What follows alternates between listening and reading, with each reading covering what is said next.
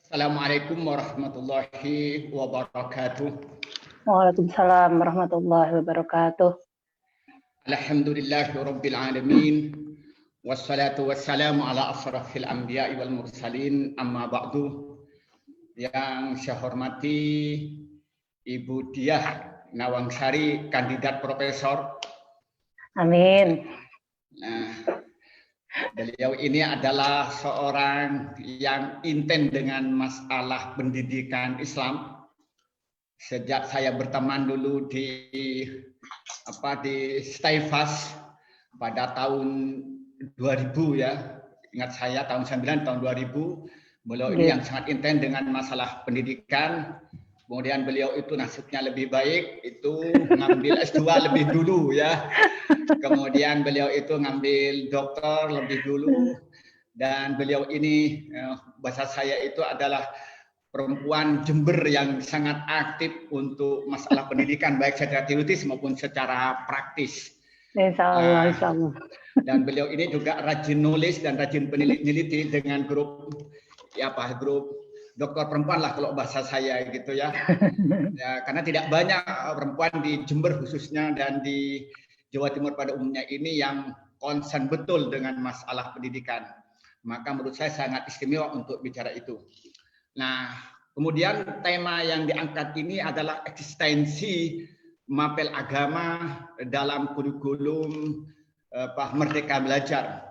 Sebenarnya tema ini saya tertarik ketika baca artikelnya ya, walaupun artikel singkat, tapi karena sudah saya kenal alur pikir Bu Diah ini, saya tahu ini bagaikan gunung es ya, di permukaan hanya kecil yang ingin ditampilkan, ada intisari karena memang ruang sangat dibatasi, maka saya itu mengharapkan dialog lebih teknis supaya nanti lebih banyak kita berdiskusi.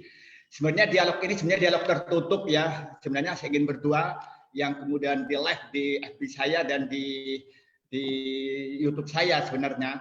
Tapi saya menghargai kepada Ibu Aminah ini mulai tadi itu standby. Saya buka dan juga yang satunya ini nggak tahu siapa namanya, Asus nih di sini yang munculnya.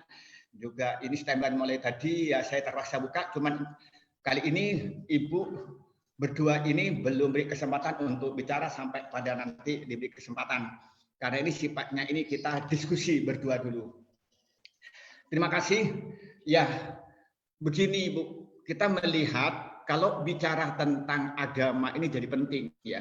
Sering kita dengar dengan agama hidup teratur, kemudian dengan ilmu hidup menjadi mudah, dan dengan seni hidup menjadi indah.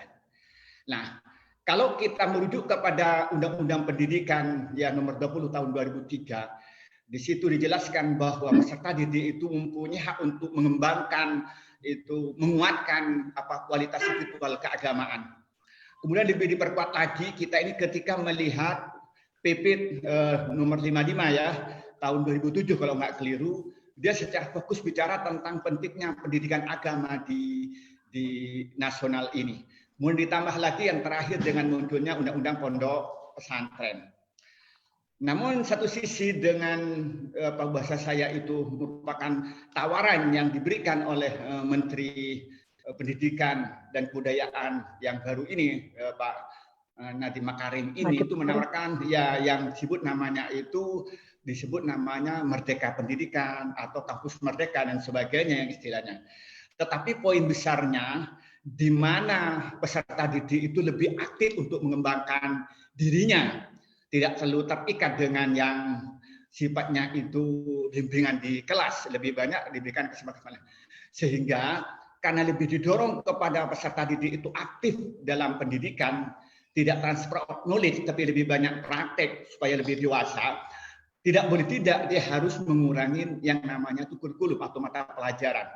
Sehingga ada ide bagaimana mata pelajaran itu dikurangi atau digabungkan dengan yang lain. Nah, kemudian ada isu, saya menyatakan itu isu karena tidak mendapatkan edaran yang resmi dari pihak terkait bahwa pendidikan agama itu akan dikurangin jamnya dan sebagainya, kemudian digabungkan dengan PPKN, walaupun terjadi pro dan kontra. Tapi bagi saya itu merupakan isu karena belum ada secara resmi yang disampaikan oleh pihak yang berwenang.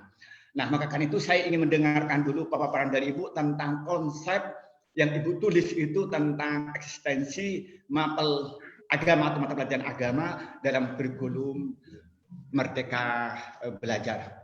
Persilakan Ibu. Terima kasih. Assalamualaikum warahmatullahi wabarakatuh. Waalaikumsalam warahmatullahi wabarakatuh. Yang terhormat Bapak Abdul Wadud Nafis, atau saya sering akrab memanggil beliau itu Gus Wadud ya. Ternyata kita itu sudah lama berteman, dan alhamdulillah kita sampai sekarang juga masih selalu berkomunikasi dengan baik ya Gus ya. Dan terima kasih saya diberi kesempatan untuk singgah ke terima kasih diperkenankan untuk singgah ke medianya Gus Wadud. Saya sangat salut dengan beliau karena beliau itu sosok ulama yang selalu up to date ya. Ketika musimnya YouTube, beliau juga menjadi YouTuber yang sangat aktif, dan saya perlu banyak belajar pada Gus Wadud ini. Maka ketika kemarin ada tawaran untuk mampir ke lapak beliau, saya sangat berterima kasih dan menyambut dengan tangan terbuka. Baik, sesungguhnya tulisan saya ini didorong oleh keprihatinan terhadap hoax ya, terhadap wacana-wacana yang beredar bahwa seakan-akan pemerintah itu akan menghilangkan pelajaran agama dari kurikulum kita. Terutama kemarin itu memang dipicu adanya draft penyederhanaan kurikulum 2013. Jadi kurikulum kita itu memang sudah mengalami perubahan yang sangat fundamental menurut saya, karena kalau dulu ketika kita masih menggunakan kurikulum lama, sebelum kita menggunakan KBK, kita menggunakan kurikulum yang berbasis isi atau content based kurikulum. Kemudian sejak 2004 itu diberlakukan kurikulum berbasis kompetensi, dan disempurnakan di 2006 itu menjadi kurikulum tingkat satuan pendidikan, dan disempurnakan lagi di 2013 menjadi kurikulum 13 atau kita kenal dengan K13. Nah, penekanan dari kurikulum ini adalah ketika ada penekanan karakter, pembentukan karakter peserta didik yang diwujudkan berupa KI. Jadi kalau mereka yang aktif di dunia pendidikan pasti paham dengan istilah KI atau kompetensi inti. Yang kompetensi inti itu ada 4, yaitu kompetensi sikap spiritual, kemudian kompetensi sikap sosial, kompetensi pengetahuan, dan kompetensi keterampilan. Jadi ada 4 kompetensi ini. Nah, semenjak digulirkannya kurikulum 2013 itu sudah ramai orang itu memperbincangkan bahwa pemerintah mau menghilangkan kurikulum, mau menghilangkan PAI ini, dan saya sejak saat itu sudah gigih menjamin bahwa PAI itu tidak mungkin akan hilang dari kurikulum kita. Nah, ternyata ketika kemarin itu ada wacana tentang belajar merdeka. Jadi semenjak Menteri Pendidikan kita itu Pak Nadiem Makarim, memang beliau menawarkan konsep merdeka belajar. Jadi merdeka belajar itu ketika anak-anak diberi keleluasaan penuh untuk mengembangkan potensinya, dan sekolah itu memberikan ruang yang seluas-luasnya bagi peserta didik. Sehingga guru di sini harus memfasilitasi potensi-potensi apapun yang dikembangkan oleh peserta didik itu. Nah, dalam rangka itulah maka kemudian, apalagi ini dipicu dengan situasi COVID ya, yang tidak memungkinkan tatap muka di kelas, maka di dalam konsep merdeka belajar itu muncullah istilah kurikulum merdeka. Nah, di dalam kurikulum merdeka ini memang diwacanakan adanya integrasi berbagai mapel menjadi satu mata pelajaran. Ya, satu mata pelajaran. Nah, muncul di situ ketika mapel agama atau mata pelajaran agama itu diintegrasikan dengan pendidikan Pancasila dan kewarganegaraan itu dalam draft tersebut, dalam draft kurikulum yang kemarin juga sempat viral di media.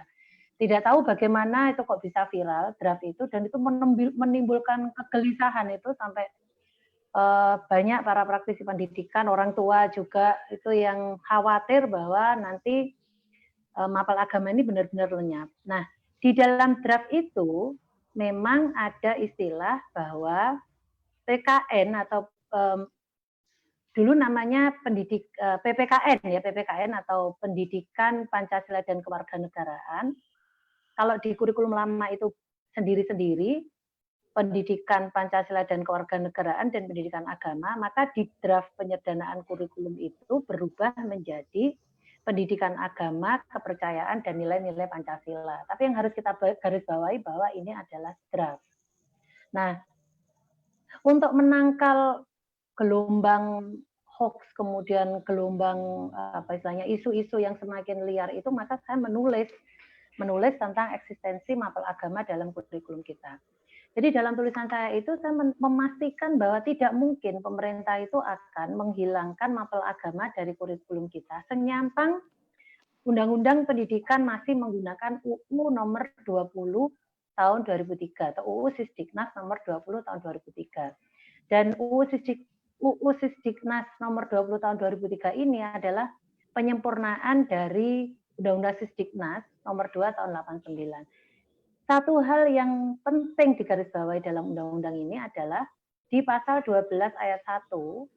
Jadi di situ berbunyi bahwa setiap peserta didik berhak mendapatkan mata pelajaran agama yang seagama dengan dia. Nah, tentu saja yang namanya hak itu lebih tinggi daripada kewajiban. Kalau saya memahami begitu, yang namanya hak, maka harus dipenuhi karena ini hak. Nah, jadi sekolah harus memenuhi itu dan pemerintah juga harus memenuhi hak peserta didik ini. Apalagi ini hak yang paling dasar, gitu. Jadi, bagaimana kita ketahui bahwa hak asasi yang paling asasi itu adalah agama, maka pemerintah juga harus menjamin ini, dan ini juga menjadi asas dari negara kita, yaitu asas ketuhanan, dan asas ketuhanan itu ada di sila pertama.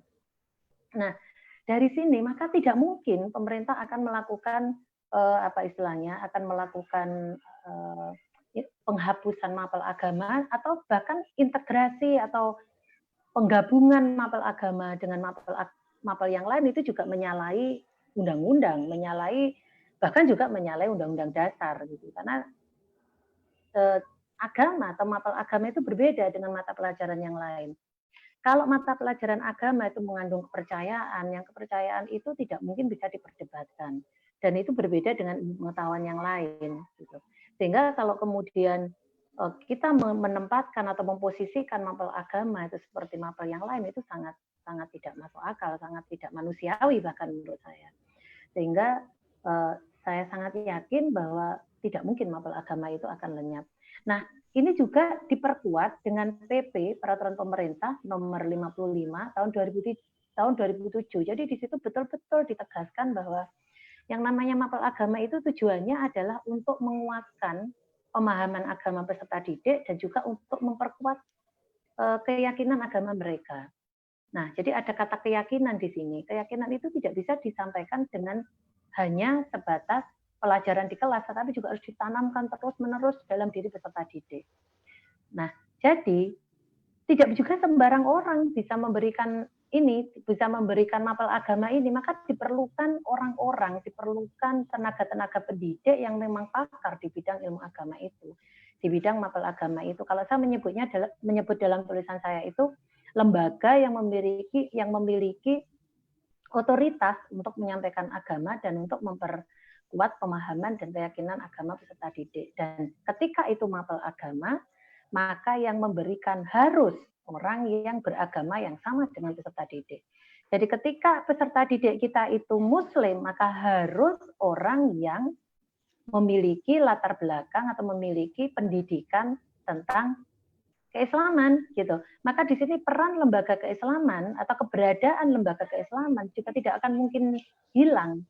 Makanya tidak heran ketika bahkan Presiden Jokowi juga menjamin adanya alih status dari beberapa lembaga keagamaan Islam yang semula YIN akan dijamin menjadi menjadi UIN. Nah, ini dalam rangka apa? Dalam rangka untuk menyiapkan pakar-pakar agama yang tidak saja memiliki pemahaman yang monodisipliner, tetapi mereka juga akan memiliki pemahaman agama yang interdisipliner, bahkan bisa juga multidisipliner. Nah, jadi saya kira itu dulu pengantar saya, Gus. Intinya saya sangat yakin, hakul yakin bahwa mapel agama tidak akan mungkin lenyap dari pendidikan nasional kita.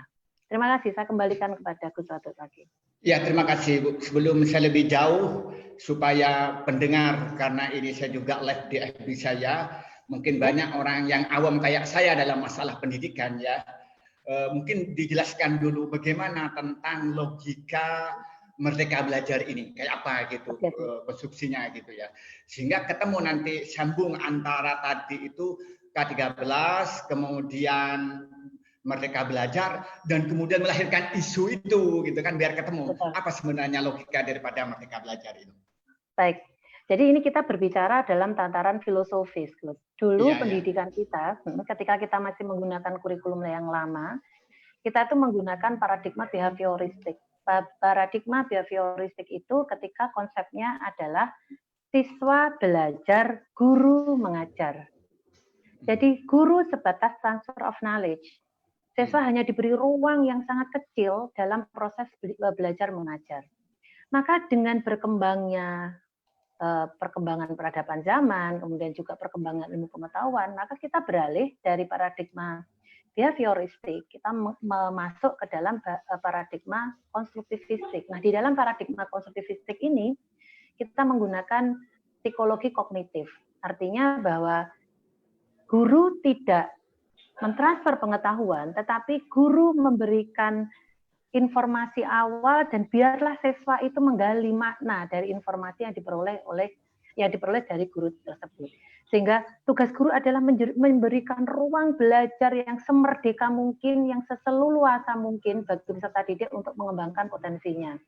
Nah, jadi termasuk di dalam konsep Merdeka Belajar ini, guru atau pemerintah hanya memberikan alternatif sumber belajar. Selebihnya siswa diberi keleluasaan untuk mencari sumber belajar itu dari media-media lain. Bisa dari lingkungannya, bisa dari sumber lain, termasuk dari internet barangkali. Dan tugas guru memberikan kemerdekaan itu seluas-luasnya. Nah, maka di dalam konsep belajar, dulu kalau kita di dalam K13 itu ada pendekatan saintifik. Di dalam Merdeka Belajar ini, akan semakin diberi keleluasaan scientific method ini, dan porsi yang diberikan kepada siswa itu jauh lebih besar daripada porsi terhadap guru, sehingga tatap muka menjadi tidak utama gitu. Jadi tidak harus guru bertatap muka dengan peserta didiknya, karena peserta didik manapun. Maka dengan model daring,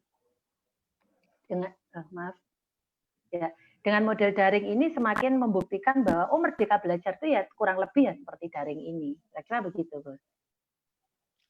Kalau kita melihat secara khusus apa keistimewaan Merdeka Belajar ini dengan pendidikan, kalau bahasa saya ini yang tradisional lah, kalau bahasa saya gitu ya, artinya yang sudah apa yang paling menarik keistimewaannya itu? Baik. Jadi kalau dalam paradigma yang lama, kalau pendidikan yang model lama itu terikat dalam kotak segi 8 ya. Jadi yang namanya belajar itu ya harus di kelas. Di dalam kelas ada guru di situ, ada peserta didik di situ. Maka dalam Merdeka Belajar tidak demikian. Dalam Merdeka Belajar itu dimanapun kita bisa belajar, sehingga akan tercipta learning habit gitu. Learning habit itu di mana siswa didorong dengan motivasinya yang tinggi dari dalam dirinya sendiri untuk selalu belajar dan belajar. Sehingga tanpa ada guru pun mereka bisa belajar, karena media juga sudah tersedia sedemikian luas di mana-mana. Nah, jadi apa yang paling esensial perbedaan antara model belajar tradisional dengan sekarang, tentu itu tadi, porsi yang diberikan kepada peserta didik untuk mengembangkan pengetahuannya itu jauh lebih besar daripada sebelumnya. Jadi sekarang kita menggunakan istilah bukan kegiatan belajar dan mengajar. Kalau belajar dan mengajar itu ada yang belajar, ada yang mengajar. Kalau sekarang kita menggunakan istilah Merdeka Belajar, kita bisa belajar kapanpun, kita bisa belajar dengan siapapun, kita bisa belajar dari sumber apapun, gitu.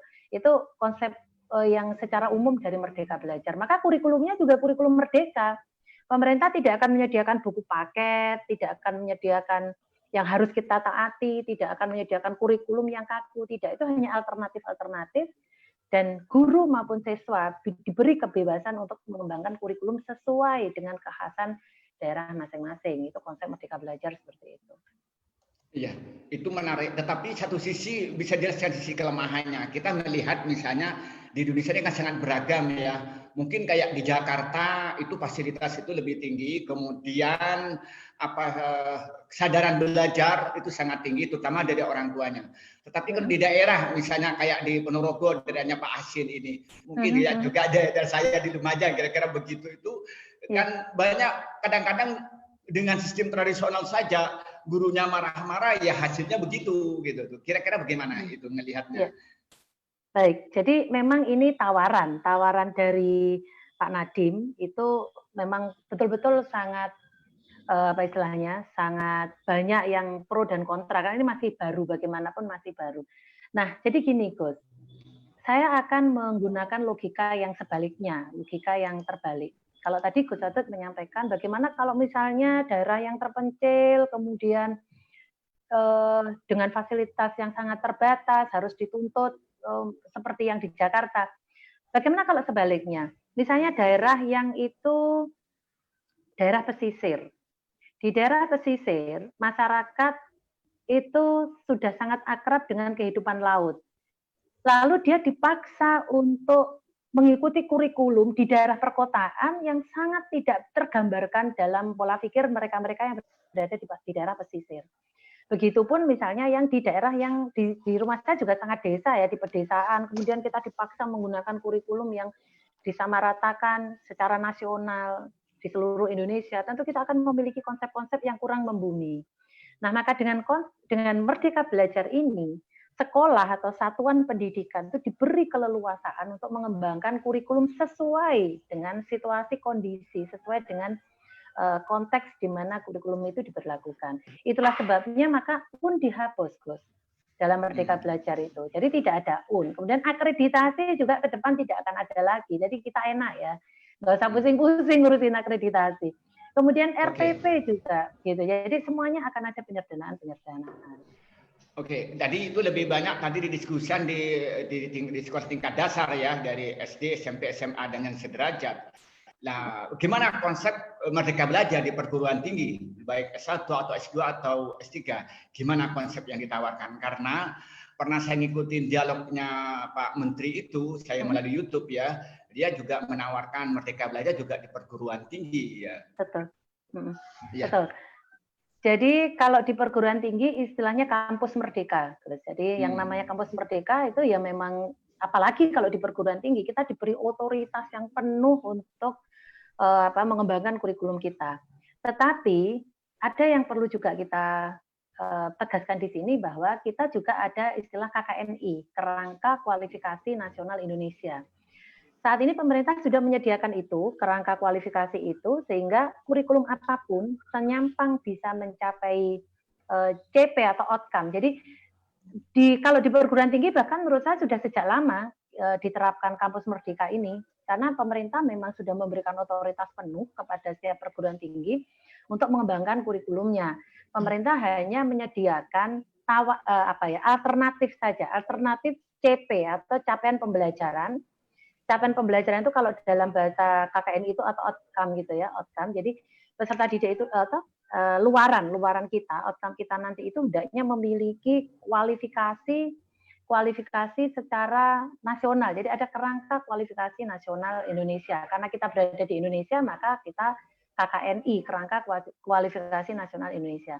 Nah, dari kerangka kualifikasi inilah kita menurunkan CP atau capaian pembelajaran. Dari capaian pembelajaran ini baru kita menurunkan mata kuliah. Dari mata kuliah ini baru terbentuklah silabus kurikulum. Jadi kalau di perguruan tinggi malah sudah sejak lama kampus merdeka itu, Gus, karena kampus memang diberi keleluasaan untuk mengembangkan itu. Sedikit promosi ya, promosi, maaf. Di IAIN kita sudah mengembangkan itu, sudah sejak 2019 kita menerapkan KKNI. Jadi kita bikin sendiri kurikulum itu. Gitu ya. Udah, saya ingin masuk lebih. Sekarang ini kan dengan adanya COVID-19 ya, kan dipaksa dengan sistem online. Dan menurut saya yang paling siap itu UT, Indonesia Terbuka, yang paling siap mereka daripada kampus yang ada gitu.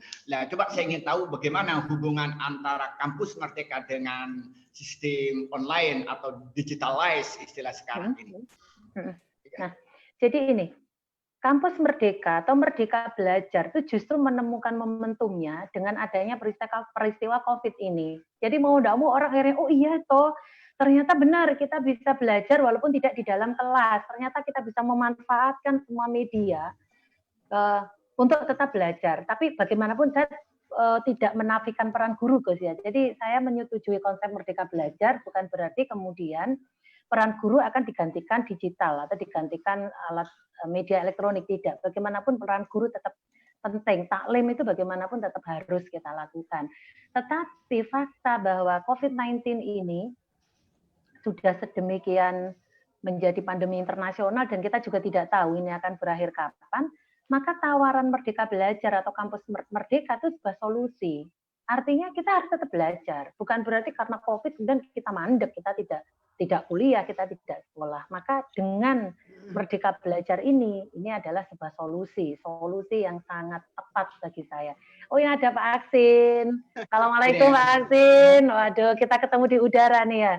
Saya terakhir ketemu beliau tahun berapa ya Pak? Kita dialog waktu itu karya jenengan yang sindrom antipenis itu nggih? Iya. Wah, luar biasa. Alhamdulillah. Minggu depan akan diundang dia untuk menjadi pembanding Pak Aksin sejarah kenabian. Sama depan, Ibu Dia. Ini saya mau nanya ini Bu. Monggo Pak Aksin. Apakah Merdeka Belajar tadi itu sama enggak dengan belajar yang membebaskan, maksud saya? Jadi kan selama ini kita kan diajari oleh dosen-dosen itu kan dicekoki, nah, dan tidak membebaskan. Kemudian dosen itu memberikan ngecek kemampuannya mahasiswa itu melalui ujian.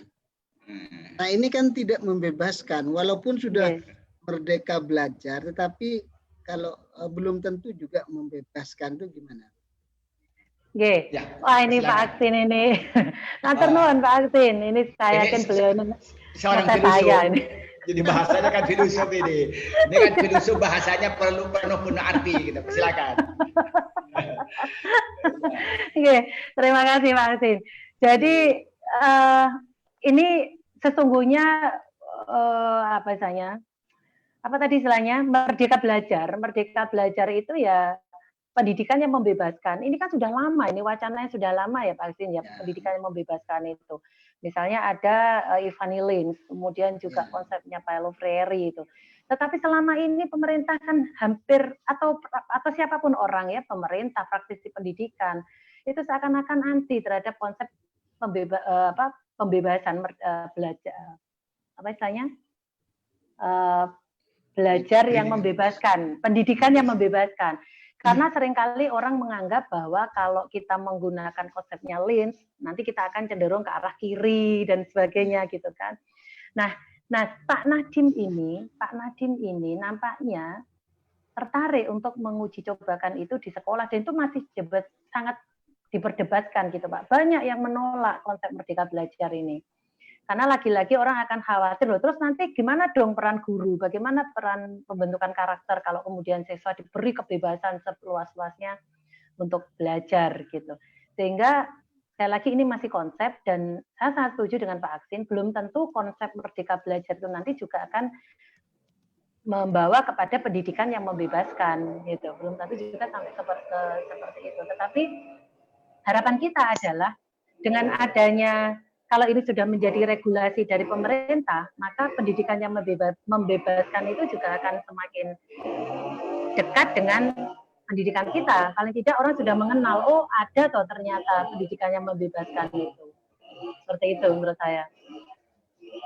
Ya, jadi saya masuk gini Bu, ini kembali ke perguruan tinggi dulu, mundur lagi ke perguruan tinggi. Realitasnya yang banyak orang-orang yang lahirnya pada akhirnya menjadi seorang ilmuwan ya, menjadi orang-orang yang hebat, jadi penulis, itu rata-rata yang bahasanya Pak Hasin itu yang pendidikan yang membebaskan.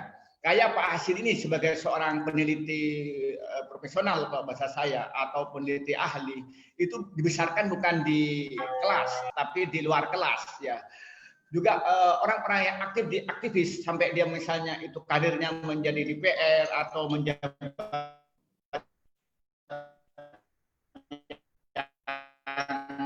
lain itu aktif di kelas, tapi bahasa saya lebih banyak yang merdeka belajar atau dalam bahasa Pak Asin itu yang pendidikan yang membebaskan. Gimana kira-kira itu? Mic-nya Bu. Mic-nya, mode-nya dulu, oke. Belum mic-nya. Oh ya, baik. Ini ada gangguan ini di rumah, ini ada orang yang masuk ke situ suaranya tuh. Ya jelas. Iya, baik. Jadi gini Gus, bagaimanapun saya ingin mengatakan begini, realitas itu selalu berubah ya, jadi tidak ada yang mandek. Dan saya sepakat, seringkali orang itu justru berkembang itu tidak dari sekolah, tetapi ketika dia mengembangkan diri di luar gitu.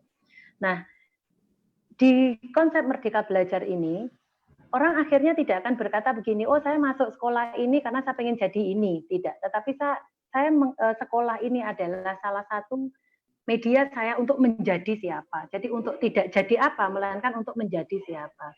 Maka dengan adanya konsep Merdeka Belajar ini, peserta didik itu diberi ruang yang seluas-luasnya dan diberi media yang seluas-luasnya untuk mengembangkan potensinya. Tidak harus dari guru.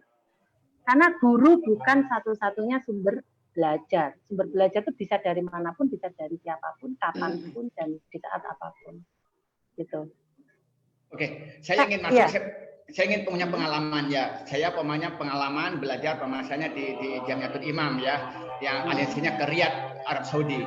Dan juga punya pengalaman juga belajar aliansinya ke Al-Azhar, Mesir. Kemudian pembelajaran dua perguruan tinggi ini sangat beda. Kalau di Jamiatul Imam di Riyadh itu absen itu sangat penting. Masuk tepat waktu, pulang tepat waktu, dan hafalannya tepat waktu. Tetapi ketika di Al-Azhar itu bebas. Kita kuliah kayak kuliah umum. Dan mereka tidak ditagih apa-apa, yang penting ujian tes itu lulus.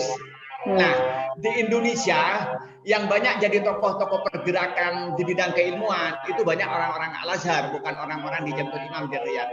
Mungkin bagaimana dalam teorinya tentang tadi kampus Merdeka? Sebelum saya berikan kepada Pak Asin. Ya, jadi gini,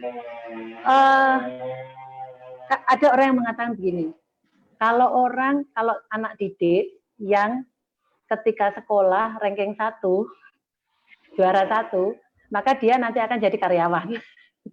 Tapi kalau dia kuliahnya sering bolos, sering menjadi pemberontak, contohnya Pak Aksin ya.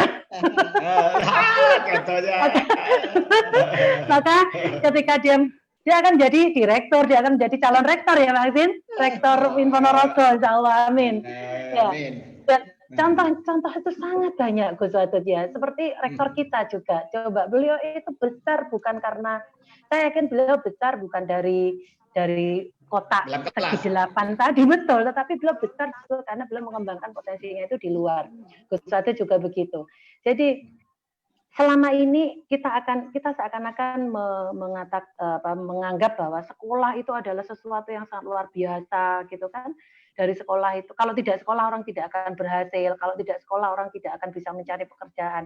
Nah, dengan konsep Merdeka Belajar itu semua tidak ada, akan dibuang. Jadi gini, saya akan sedikit menyinggung KKNI. Ya, KKNI itu menyamakan, memberi ruang juga bagi pelatihan. Jadi ketika ada anak yang setelah lulus pendidikan dasar, dia tidak melanjutkan kuliah, tetapi dia mengikuti pelatihan yang setara dengan level-level dalam KKNI itu, maka itu sudah sepadan.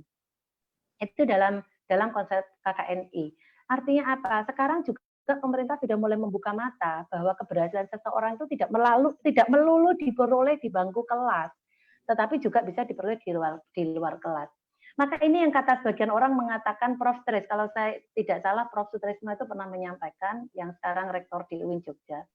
Ini KKNI ini juga sesungguhnya ancaman bagi eksistensi perguruan tinggi, karena nanti bisa-bisa orang malas mencari gelar, karena ngapain juga cari gelar, toh tanpa gelar pun kita sudah disetarakan dengan KKNI itu, kita mengakui outcome dari lembaga-lembaga pelatihan di luar kampus itu setara dengan dengan D1, D2, D3, dengan D4, bahkan setara dengan doktor. Yang penting mereka memiliki kualifikasi yang sama.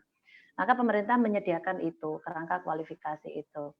Nah, jadi saya sangat menyambut dengan adanya, saya sangat gembira dengan adanya kurikulum merdeka ini, karena ini wacana sudah sangat lama ya Pak Sin ya, tentang belajar yang membebaskan itu sudah kalau tidak salah sejak tahun 2004-2006 itu sudah ada wacana-wacana itu, tetapi pemerintah kayaknya masih malu-malu untuk mengakui itu. Dan ketika Pak Aksin akhirnya, ketika Pak Nadiem menjadi menteri dan beliau adalah orang yang juga kenyang dengan pendidikan di luar barangkali, maka beliau mengakui bahwa sudah saatnya Indonesia itu menerapkan pendidikan yang membebaskan. Sudah saatnya kita memberlakukan kurikulum merdeka belajar, gitu. Walaupun tentu itu masih sangat menjadi polemik di masyarakat. Dan sekali lagi saya tidak akan mengatakan bahwa dengan merdeka belajar kita mengabaikan peran guru. Tidak, justru peran guru dalam merdeka belajar itu semakin berat. Karena jangan sampai kemerdekaan yang diberikan kepada peserta didik itu merdeka yang melanggar kemerdekaan orang lain. Jadi yang namanya merdeka itu bukan berarti bebas sebebas-bebasnya dan tanpa ada batasan, yang menjadi batasan itu adalah hak orang lain. Gitu. Jadi peran guru tetap masih ada, bahkan sangat berat tugasnya ketika pemberlakuan kurikulum merdeka belajar ini. Ya, demikian Gus.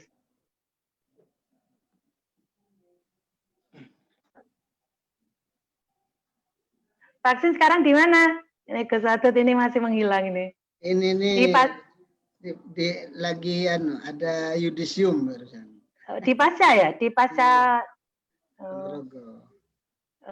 Maksud saya di Pasca Sarjana masih di S1? Di Pasca Sarjana. Iya. Ini saya mau nanya Bu Dia ini. Iya, monggo. Ini saya kira ini menarik ini. Karena dan saya mengikuti karena saya concern dengan pendidikan pembebasan itu. Walaupun saya membaca konsep merdeka belajar itu, saya belum menemukan ini kayak paradigmanya begitu kira-kira. Seperti kalau kita pendidikan pembebasan itu kan sangat jelas paradigma yang ditawarkan oleh Paulo Freire, Ivan Illich dan sebagainya itu kan sangat jelas. Tapi dari konsep merdeka belajar yang saya baca itu, saya belum menemukan ini. Apa kira-kira paradigmanya atau konsep mendasar dari merdeka belajar? Karena sepertinya itu lebih kepada persoalan teknis daripada persoalan ideologi. Iya. Ideologi pendidikan. Ya gitu. Iya. Terima kasih Pak Aksin. Memang benar, ini sementara ini memang konsep merdeka belajar ini masih dalam tataran teknis ya. Misalnya sekarang tidak usah ada UN gitu. Kemudian RPP kalau semula itu ada beberapa lembar, sekarang cukup 1 lembar aja. Gitu. Kemudian apa istilahnya? Kurikulum juga sekolah atau satuan pendidikan itu bebas untuk mengembangkan kurikulumnya, sementara pemerintah hanya memberikan garis-garis besar saja dan dipersilakan satuan pendidikan untuk mengembangkan itu. Nah, kalau saya berpikir begini, Pak Alvin, kalau masyarakat kita diajak berpikir filosofis itu kok kayaknya berat gitu ya. Jadi pemerintah hanya memberikan petunjuk-petunjuk yang sifatnya teknis. Uang teknis saja, itu di lapangan itu orang juga pusing. Contohnya gini, ini kami yang kebetulan saya mengajar di Fakultas Tarbiyah ya. Untuk selama ini kita beranggapan yang namanya RPP itu berlembar-lembar, ada mulai pendahuluan sampai ke evaluasi. Kemudian menjadikan 1 lembar itu aja sudah bingung. Ini maunya diapakan. Jujur saja kita juga yang akan menyiapkan calon-calon pendidik, calon-calon guru yang merdeka itu juga kebingungan gitu Pak Asin. Tetapi saya beranggapan setidaknya begini.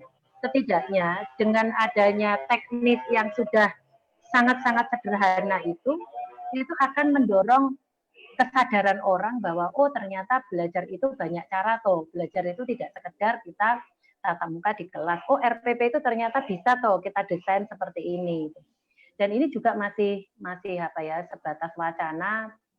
Pak Nadiem juga saya lihat di tahun ajaran ini juga masih belum memberlakukan Merdeka Belajar secara utuh. Jadi hanya beberapa sekolah yang memang siap memberlakukan itu. Karena sangat susah ya merubah paradigma orang itu. Kita sudah berurat berakar ya dengan paradigma behavioristik yang kita menganggap yang namanya belajar itu ya di meja, pegang buku, pegang pulpen gitu kan.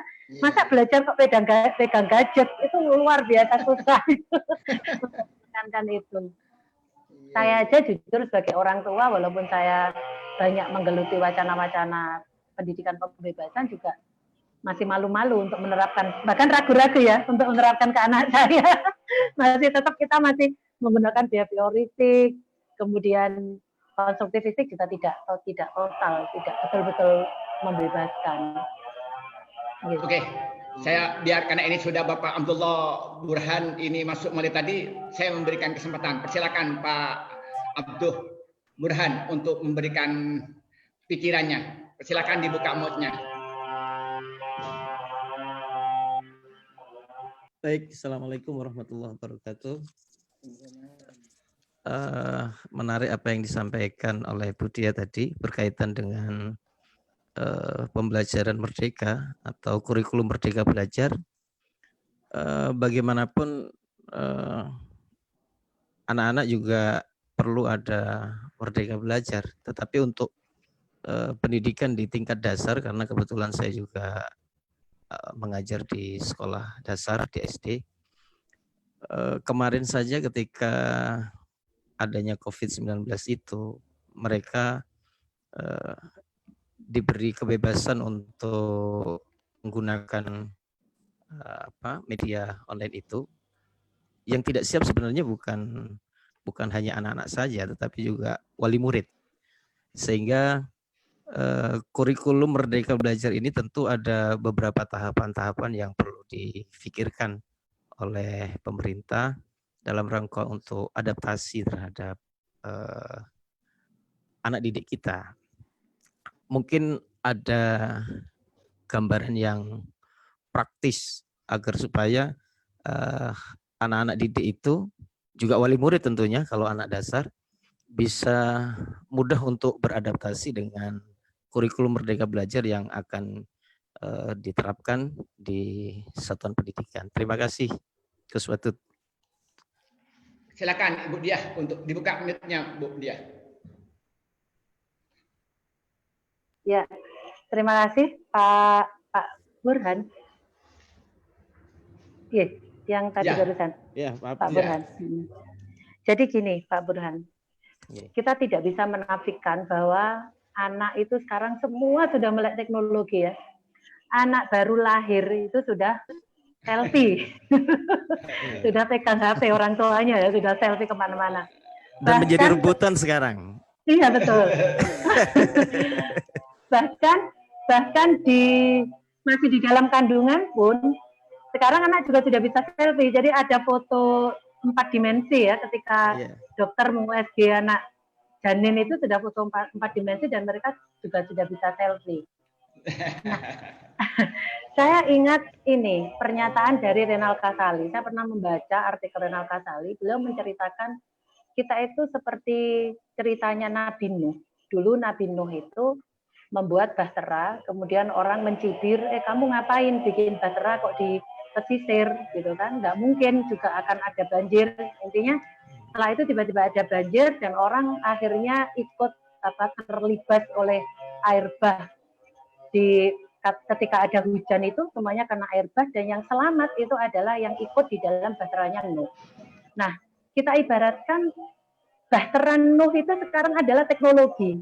Jadi kita kena gelombang, kita kena banjir bandang teknologi dan kita tidak bisa selamat kalau kita tidak ikut dalam perahu teknologi itu. Ibaratnya begitu. Kita tidak bisa membuka mata bahwa, tidak bisa menutup mata, tidak bisa menutup telinga bahwa, oh semua sekarang sudah melek teknologi. Nah, dan pendidikan harus bisa menyesuaikan itu. Gitu loh. Ketika pendidikan masih terjebak dalam kotak segi 8 gitu di dalam ruang kelas dan tidak membuka mata terhadap realitas dunia yang sangat berkembang, maka pendidikan akan tertinggal. Nah, faktanya pendidikan kita jauh-jauh tertinggal selama ini. Sehingga kalau dulu ketika kita mengajar, kita sebagai guru mengajar, kemudian peserta didik kita mengkritik, Bapak, Ibu salah loh, mestinya begini. Kalau dulu kita akan marah, ya kamu tahu dari mana? Saya sudah baca kitab ini, saya sudah membaca buku ini, begitu kan? Kalau sekarang tidak bisa kita akan melakukan itu, karena anak jauh lebih tahu daripada kita dengan mereka berselancar di dunia maya.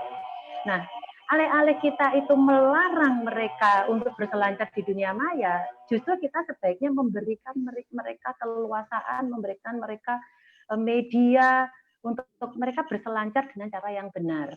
Nah, di dalam konsep Merdeka Belajar ini, titik tekannya adalah pemanfaatan teknologi tersebut. Jadi siswa bisa memanfaatkan teknologi untuk mencari informasi apapun dari dalam untuk kemajuan pendidikan kita. Maka peran guru, posisi guru dan siswa ini menjadi setara. Nah, pendidikan yang membebaskan juga begitu. Ketika tidak ada kelas sosial bahwa guru itu lebih tinggi posisinya daripada siswa, tidak. Tetapi mereka adalah setara. Guru itu adalah teman belajar bagi peserta didiknya. Nah, tentu saja segala sesuatu yang sifatnya baru itu pasti membuat orang itu shock, ya, membuat orang itu terkejut. Hanya saja apa yang harus kita lakukan, terutama guru dan juga orang tua. Maka sekali lagi mau tidak mau kita harus ikut dalam bahtera tadi. Kita harus melek teknologi dan kita betul-betul harus menjadikan teknologi itu sahabat kita, gitu. Nah, dengan Merdeka Belajar itu teknologi kita bawa ke kelas. Jadi sehingga kalau dulu guru melarang peserta didik membawa HP, sekarang malah justru menyuruh mereka membawa handphone karena kita belajar memanfaatkan handphone. Saya saja sekarang gini loh Pak, ketika kita misalnya ketika di kampus kita tidak memiliki media yang memadai, maka yuk browsing, silakan browsing. Kita cari bareng-bareng di internet dan itu sah-sah saja di dalam konsep Merdeka Belajar. Tentu sekali lagi semua butuh waktu dan intinya bahwa kita harus yakin bahwa ini memang harus kita alami. Nah, ada 4 hal yang menjadi ciri utama dari Merdeka Belajar. Tadi saya juga sudah sedikit menyampaikan ketika dengan Pak Aksin tadi. Yang pertama adalah ini ujian USBN, ujian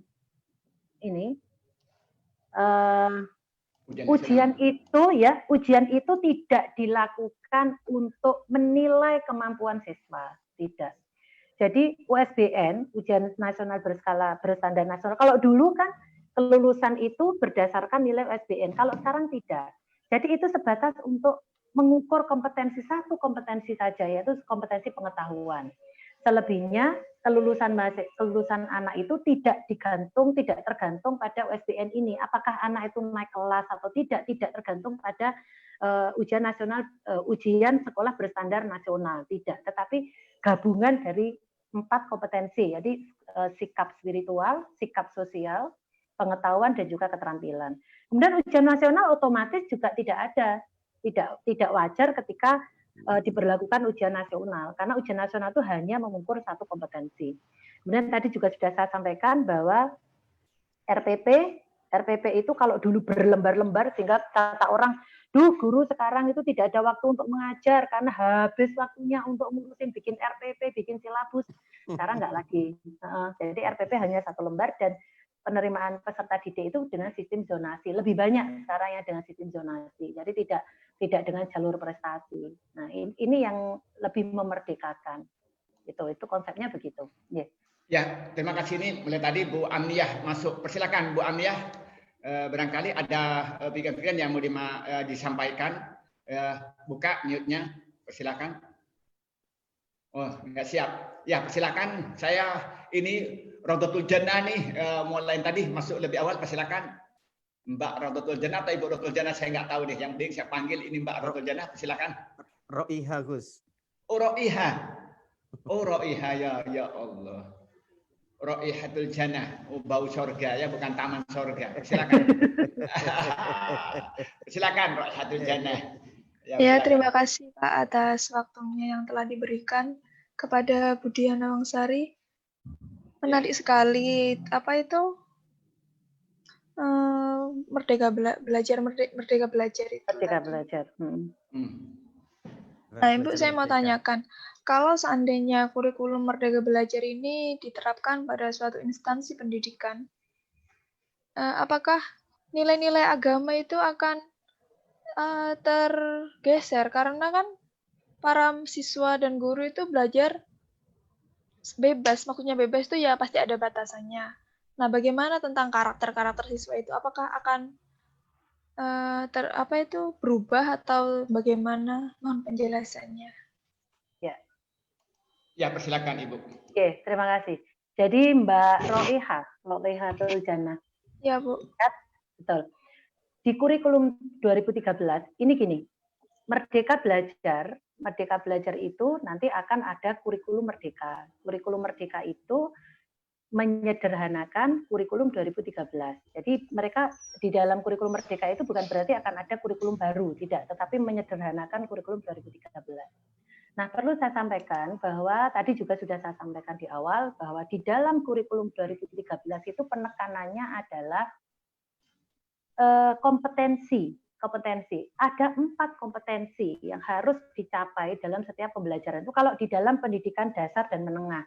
Itu kita menggunakan istilah kompetensi. Ada 4 kompetensi, yaitu kompetensi sikap spiritual, kemudian sikap sosial, kemudian pengetahuan, dan baru yang terakhir itu keterampilan.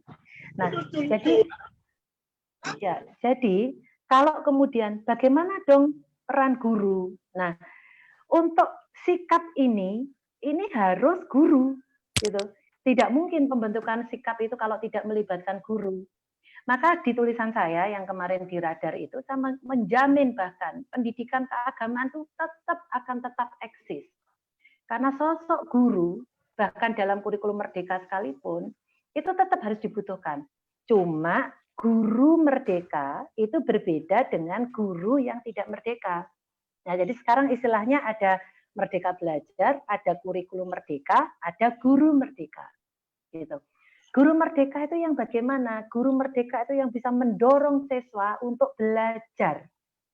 Jadi mendorong siswa untuk mau belajar, bukan menyuruh belajar. Ini yang membedakan antara menyuruh belajar dengan mau belajar. Nah, ini guru merdeka. Artinya tanpa harus kamu kalau nggak masuk kelas nilai kamu 0. Itu bukan guru yang merdeka. Guru yang merdeka itu adalah guru yang bisa membangkitkan minat dan semangat peserta didiknya untuk belajar tanpa ada tekanan. Itu namanya guru merdeka. Nah, kalau di paradigma lama, guru itu adalah sosok yang sangat menakutkan, sosok yang sangat jauh dengan peserta didiknya. Maka di guru merdeka ini tidak. Guru merdeka juga adalah guru yang memberikan keleluasaan siswa untuk mengembangkan kreasinya. Apapun kreasi peserta didik itu. Sehingga tidak ada lagi, kalau di dalam konsep Merdeka Belajar misalnya, anak-anak silahkan menggambar pemandangan.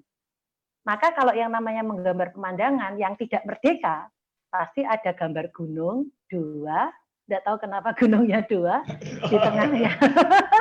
di tengahnya ada matahari, ada sungai, ada sawah. Nggak tahu dari saya TK sampai anak saya, cucu saya barangkali nanti TK, yang namanya gambar pemandangan itu yang seperti itu.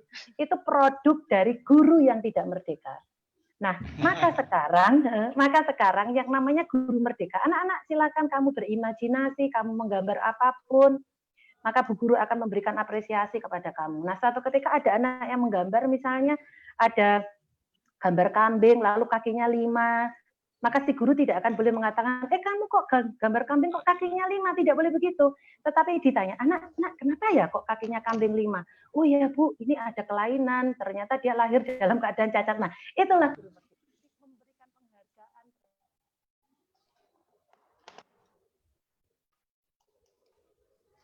Halo, mute Ibu, mute-nya mati. Halo, suaranya mati Bu, mute, halo Ibu. Mute-nya mati. Halo, Ibu. Halo. Tidak dihidupkan. Halo. Tidak dihidupkan. Iya. Halo. Ada tanda. Oke. Nah, Ya, persilakan diulangi lagi, mati malah tadi. Oh iya. Iya. Dari mana? Ketika mulai dari dari kita kambing kaki 5. Oh iya, betul. Jadi guru gambarannya begini. Kalau guru di paradigma guru yang lama, itu guru itu adalah si segala tahu yang menentukan benar dan salah itu adalah guru. Sehingga kalau tidak sama dengan guru itu tidak boleh. Maka saya gambarkan tadi yang namanya gambar pemandangan itu ya seperti itu. Kalau sekarang tidak boleh. Nah, ketika ada yang menggambar kambing kok kakinya 5, maka harus ditanya, nak kenapa kok kambingnya kakinya 5? Harus menggali makna yang saya sebut tadi itu menggali makna. Maka si anak akan menjawab, iya karena dia cacat, sehingga dia kelainan kakinya 5 dan seterusnya. Itu namanya menggali makna. Lebih-lebih bagi guru agama, maka guru agama dalam kurikulum merdeka itu adalah guru yang memberikan kesempatan kepada peserta didiknya untuk bertanya apapun, bahkan bertanya untuk hal-hal yang tabu-tabu dalam tanda kutip, mendengarkan murid. Jadi tidak untuk didengarkan, guru itu tidak didengarkan lagi, tetapi mendengarkan, berdiskusi, berdebat, ya kurang lebih seperti forum yang kita lakukan saat ini. Itu guru merdeka. Ya, saya memberikan kesempatan pada Mbak Nani. Persilakan Mbak Nani, barangkali ada yang mau ditanyakan Mbak Nani, persilakan. Karena mulai tadi masuk, persilakan. Kalau mau bicara, persilakan mute-nya dibuka. Oke. Iya, persilakan. Oke, mohon maaf saya masih di Pemda ini, Gus. Oke, sebenarnya ada yang mau saya tanyakan ke Ibu tadi. Persilakan. Masalah penilaian 4 kompetensi yang saat ini masuk dalam kurikulum Merdeka Belajar juga, apakah itu tidak ada perampingan lagi, Bu? Saya kira kalau penilaian sikap itu sangat sulit kita memantaunya dari kalau kita menerapkan dari pembelajaran daring itu sendiri gitu loh. Jadi kalau Merdeka Belajar yang ditekankan adalah tadi guru mendorong siswa untuk belajar bukan menyuruh. Itu berarti kan kita memaksimalkan putus motivasi siswa gitu. Sedangkan ini motivasi itu terus apa ya? Ada komunikasi yang sangat lancar dan kerjasama antara orang tua dengan guru. Ini gimana Bu gitu loh? Dari penilaian 4 kompetensi itu sendiri, kalau sikap itu saya kira kalau agama itu kan akidah, syariat dan akhlak ya tentunya. Jadi yang akidah dan akhlak inilah yang saya kira masih kita membutuhkan konsep yang sangat sangat tepat sekali dalam program Merdeka Belajar itu sendiri. Ya itu saja Bu dari saya. Terima kasih. Ya, silakan Ibu. Jelas ya, walaupun suaranya agak ramai, silakan. Iya. Ya, silakan. Jadi gini, sejak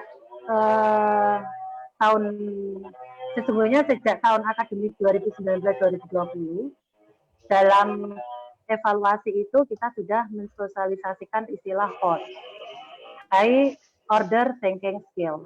Jadi kita mendorong siswa untuk bisa berpikirnya itu tidak hanya di level 4 ya, tetapi juga sampai ke level 5, tidak saja di pengetahuan, tetapi juga to analysis, menganalisis, dan juga to create, untuk menciptakan, untuk mengkreasikan. Nah, jadi dan itu mencakup 4 kompetensi tadi, baik itu kompetensi pengetahuan, sikap spiritual, kompetensi sikap spiritual, sikap sosial, kemudian pengetahuan dan juga keterampilan. Nah, kalau kemudian ditanyakan apakah ada penyederhanaan dalam hal penilaian, tentu saja ya. Jadi sekali lagi nanti di dalam Merdeka Belajar itu guru tidak akan dirumitkan dengan berbagai macam tetek bengek ya. Penilaian itu kan ada instrumen-instrumen yang sangat rumit gitu kan. Nah, penilaian itu harus menggambarkan secara utuh kemampuan kompetensi yang dimiliki oleh siswanya, baik itu pengetahuan maupun keterampilan dan juga sikap. Nah, sekali lagi kurikulum Merdeka ini masih belum launching ya, sampai sekarang juga masih belum launching. tentu nanti akan ada petunjuk-petunjuk yang lebih teknis terkait bagaimana RPP-nya, bagaimana evaluasinya. Kalau melihat bahwa di dalam RPP aja sudah disederhanakan dari yang biasanya itu sampai 12 lembar hanya menjadi 1 lembar, maka saya yakin di dalam evaluasi pun pasti akan ada penyederhanaan. Tetapi walaupun disederhanakan, tetap harus bisa menggambarkan 4 kompetensi itu, baik itu sikap spiritual, sikap sosial, pengetahuan maupun keterampilan. Begitu. Ya, terima kasih. Barangkali ini tadi Pak Kendri barangkali mau bicara, silakan dibuka videonya. Atau Penny Catur, persilakan kalau ingin bicara, persilakan. Sambil nunggu itu begini. Kalau bicara tentang agama, tadi kembali kepada tema sentral ya, ini eksistensi mata pelajaran agama ya, atau mapel agama Islam ya, otomatis dalam kurikulum Merdeka Belajar ini tidak ada ajaran agama, itu lebih banyak ini kan ke sikap. Kalau transfer of knowledge-nya tidak banyak, kecuali memang dia itu ingin menjadi ahli agama lah ya, artinya menjadi orang yang ahli tafsir, ahli fikih. Tetapi kalau agama, pelajaran agama sebagai pendidikan itu kan sikap. Nah, sikap itu lebih banyak dipengaruhi oleh pengawasan. Jadi kalau sifatnya guru itu yang ditawarkan sebagai motivator, kadang-kadang ajaran agama itu tidak bisa hanya sebagai motivator, harus diwajibkan. Contoh, dalam hadis yang sahih, anak 7 tahun suruh perintah sholat. Kalau nggak mau, umur 10 dipukul. Itu kan tidak cukup motivasi gitu ya. Kemudian misalnya laki dengan perempuan. Kalau kita bicara agama tidak boleh campur, tidak boleh kumpul, tidak boleh ikhtilat misalnya. Itu kan tidak cukup hanya dianjurkan gitu ya. Seperti misalnya menjaga pandangan mata laki-laki dengan perempuan, itu kan tidak cukup dengan motivasi. Tapi ada saat-saat memang harus mereka itu dijaga, diwajibkan, seperti yang diterapkan di pondok pesantren gitu lah. Kira-kira bagaimana nanti implikasi tentang Merdeka Belajar atau kampus Merdeka ini ketika ini betul-betul diterapkan secara utuh gitu lah. Ya, terima kasih. Jadi saya sejak awal tadi juga menyampaikan bahwa Merdeka Belajar bukan berarti menggantikan peran guru, menafikan peran guru, tidak. Jadi dalam Merdeka Belajar ini, taklim itu bagaimanapun penting. Cuma yang berbeda adalah pendekatan ketika taklim. Gitu. Kalau paradigma lama, misalnya kita akan menyampaikan bahwa laki-laki dan perempuan tidak boleh kholwat. Maka kita cukup mengatakan, kamu jangan berdua-duaan, karena kalau berdua-duaan yang nomor 3 adalah setan, gitu kan? Dan dulu patuh saja, ketika anak digitukan patuh. Kalau sekarang tidak bisa. Mengapa tidak boleh berdua-duaan? Karena kamu laki-laki dan kamu perempuan. Emang kenapa kalau laki-laki dan perempuan tidak berduaan? Karena kamu bisa tertarik pada dia dan dia bisa tertarik pada kamu. Dan begitu seterusnya. Sehingga sekali lagi dalam konsep Merdeka Belajar ini, justru peran guru itu menjadi sangat penting dan berat untuk menjadi guru itu. Nah, hanya saja saya tidak menafikan, ada beberapa orang yang, sudahlah, toh kita sekarang sudah belajar daring, ya sudah biarin mereka belajar sendiri, saya ngamati dari jauh. Nah itu konsep bukan guru yang merdeka, tapi guru yang ngakalin muridnya ya. Kalau memang benar-benar guru yang merdeka itu memberikan waktu 24 jam bagi peserta didiknya untuk bertanya, untuk berdiskusi, untuk berdialog, untuk berdebat bahkan. Itu konsep guru merdeka.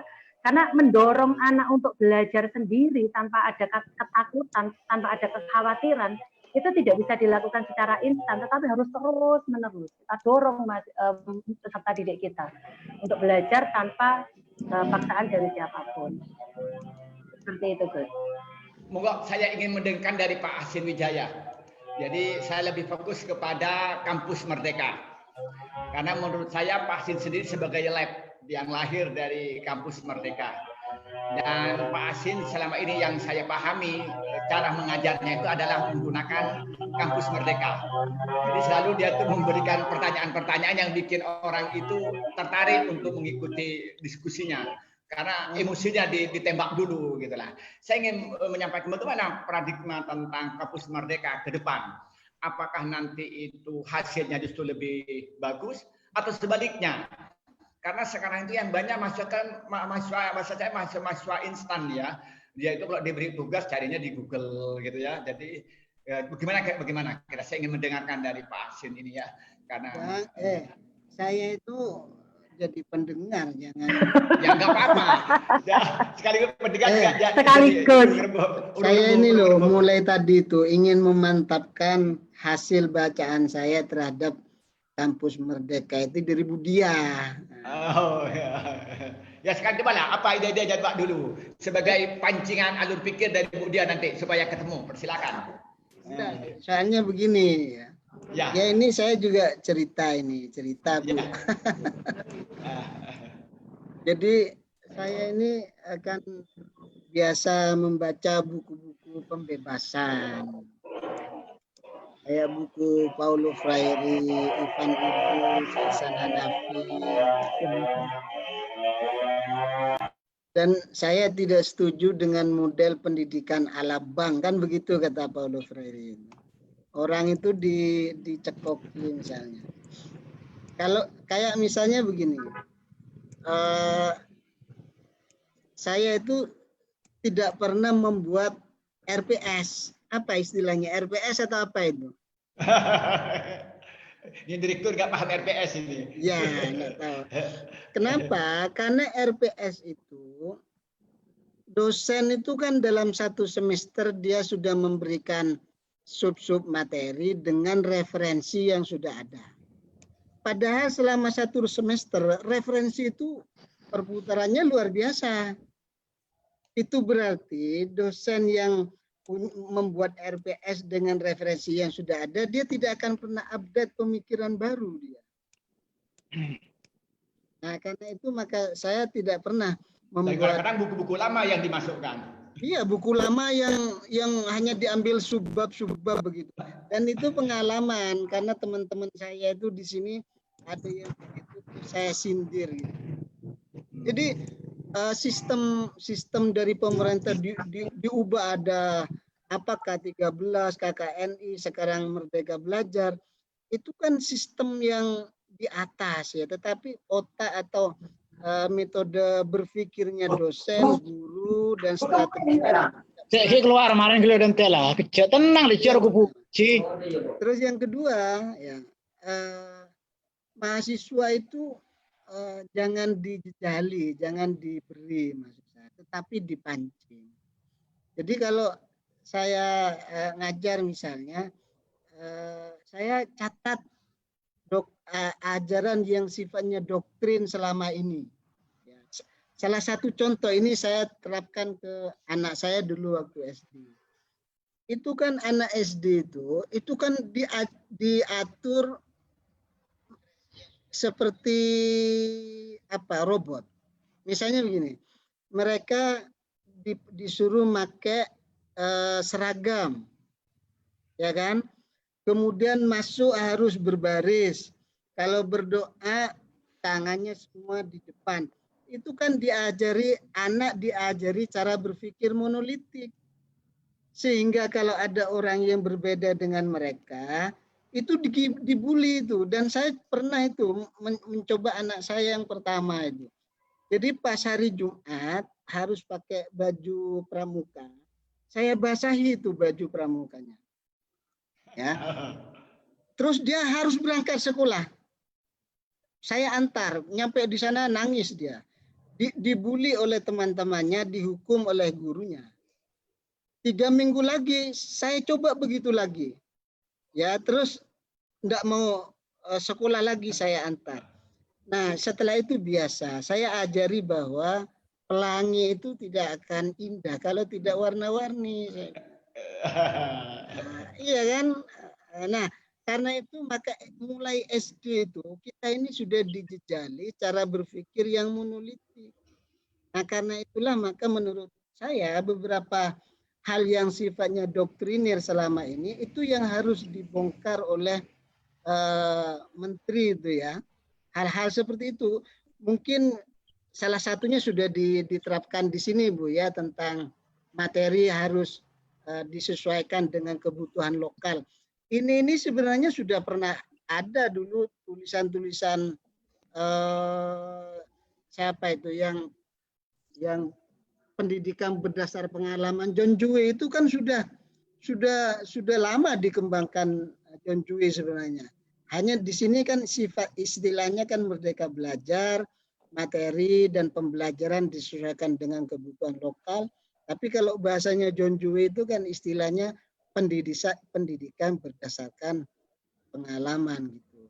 Nah ini maksud saya kalau kampus merdeka ini masih menggunakan sistem itu tadi kayak RPS, kemudian SAP dan sebagainya, nggak ada gunanya itu. Apalagi dosen-dosennya bukunya sudah dia sudah selama 6 bulan ke depan sudah bukunya itu saja. Atau yang sudah terbit 50 tahun yang lalu itu kan. Nah itu. Nah ini menurut saya dan saya coba tes case ke mahasiswa. Saya mengkader beberapa mahasiswa, termasuk salah satunya Bu Akrimi itu dulu kader saya di sini. Ya, saya coba beberapa saya openi beberapa mahasiswa itu, ternyata mereka itu menjadi manusia yang mandiri setelah lulus. Jadi mereka tidak merasa punya ilmu, tetapi mereka berproses, selalu mencari. Jadi sekarang Akrimi ke Jerman, ada satu lagi ke Belanda ya. Kemudian ada satu lagi yang baru jadi dosen di sini. Ada satu lagi yang juga sedang meneliti ke Jerman. Itu karena mereka itu tadi, mereka itu kita coba berikan kepada mereka bukan sesuatu yang sudah jadi, tetapi proses. Pertanyaan-pertanyaan kritis, buku-buku baru yang oleh orang dianggap sebagai buku yang menyesatkan. Saya dulu ketika belajar karya-karya Ivan Illich, Paul Freire dan sebagainya itu kan dikafirkan oleh dosen-dosen. Nah itu kan. Nah dosennya saja kalau sudah begitu, terus bagaimana? Apalagi guru-guru di sekolah. Nah, gitu. Saya kira begitu. Saya menikmati tadi penjelasan Bu Dia. Ya, persilakan Ibu Dia. Pengganti RPS. Oke, persilakan. Siapa tadi? Siapa yang tanya nih? Persilakan. Untuk pernyataan dari Kak Aksen tadi, terus untuk solusi pengganti RPS itu apa, Kak? Nah, jadi kalau dosennya itu dia update terus, dia selalu punya. Misalnya saya ini ngajar ulumul Quran ya, ulumul Quran. Saya sudah membuat reng-rengan dasar, kemudian mencari informasi tentang buku-buku yang baru. Jadi kalau saya ditanya kepada mahasiswa, Pak, besok materinya apa? Sebentar, saya belum nemu buku. Ya. Nah, mungkin temanya seputar itu, tetapi referensi itu kan harus update terus. Berarti harus rajin baca dosennya. Oh iya, wajib itu. Di sini saya sering mengkritik dosen-dosen begitu. Pimpinan nanya ke saya, mana RPS-nya Pak Sin? Tidak ada, saya bilang. Tapi ini bertentangan dengan teorinya Josteri nantinya. Tidak ada planning, tidak ada apa. Ya itu kan berpikir terlalu teknis dia. Kan kita ini mau merdeka dan memerdekakan mahasiswa. Saya kira dulu ya pengalaman di UKPK dulu. UKPK sih zamannya Nani dan sebelumnya beda enggak dengan yang sekarang? Beda sekali, beda Kak. Ya, beda. Beda kan? Kenapa? Ya, karena yang dulu itu kita ajari teman-teman berpikir kritis, berpikir pembebasan, berpikir pluralis. Kalau sekarang kan tidak. Nah itu saya kira bisa jadi salah satu contoh lah tentang bagaimana proses pembelajaran yang membebaskan itu lebih bagus hasilnya daripada pendidikan yang terlalu mengacu kepada teknis itu tadi. Persoalan planning ya boleh dibuat, tetapi update buku-buku baru menurut saya wajib itu. Kalau tidak ya tidak ada gunanya itu kampus merdeka. Iya, akreditasi nanti nggak ada vaksin. Iya, apalagi tidak ada akreditasi. Iya, akreditasi nggak ada nanti. Makanya enak kalau kampus merdeka itu sebenarnya. Kita betul-betul leluasa dalam mengembangkan potensi kita sebagai dosen dan juga mahasiswa. Iya. Karena kan RPS, kemudian apa istilahnya, silabus, itu kan tuntutan akreditasi, tuntutan Iya. administrasi. Dan itu lebih berat dari membaca buku. Iya. Jadi, memang benar. Jadi selama ini kita para dosen dan juga guru itu banyak terjebak pada rutinitas yang sifatnya administratif, sehingga tidak sempat untuk mengembangkan potensi diri, untuk membaca, untuk memperbarui ilmu. Itu nyaris tidak ada waktu karena sibuk dengan tuntutan administratif tadi. Karena kalau tidak dipenuhi administrasi itu dikejar-kejar oleh pengawas itu. Iya, akreditasi jelek. Betul. Nanti pengawasnya datang nanya-nanya itu. Lah, karena tugas pengawas memang itu. Iya. Terus laporan keuangan lagi. Iya, betul. Jadi membuat laporan keuangan tuh lebih sulit dari meneliti. Iya, oh iya. Sekarang penelitian juga kita harus membuat laporan itu. Sampai kita FGD harus ada semuanya, ada laporannya. Kan ribet banget. Ada foto dan sebagainya. Masa yang diurusi fotokopian. Iya, hal-hal yang remeh-remeh itu jadinya. Oke, saya ingin mendengarkan ini. Ada Dr. Suhud, ya, dia ini adalah praktisi pendidikan dan doktor dari pendidikan. Walaupun ini pendoktor baru ini, kadernya Mudia. Nih. Silakan. Ini temanya adalah tentang eksistensi mapel agama ya dalam kurikulum pendidikan merdeka atau merdeka belajar ya. Ya, nah, persilakan Pak Suhud ini. Karena masih berdoktor ini biasanya mesti seger-seger idenya, banyak teorinya biasanya. Beda dengan yang dokter yang tua-tua kayak saya ini sudah hilang semua teorinya. Silakan. Baik, terima kasih. Ini sangat menarik sekali untuk yang ya, silakan mute-nya diaktifkan. Halo, mute-nya diaktifkan. Ya, mute-nya diaktifkan Pak Suhud. Belum dibuka. Halo, belum dibuka Pak Suhud, silakan dibuka mute-nya. Oke, mungkin kesalahan teknis. Ya, kembali kepada Budia. Ya, jadi memang katanya Pak Hasin tadi, kalau saya mengambil apa yang dengan Pak Hasin ini, sebenarnya teorinya sudah selesai. Tapi tingkat praktek ini persoalan daripada dosen-dosen itu jadi problem. Kok nggak bisa dibuka ya?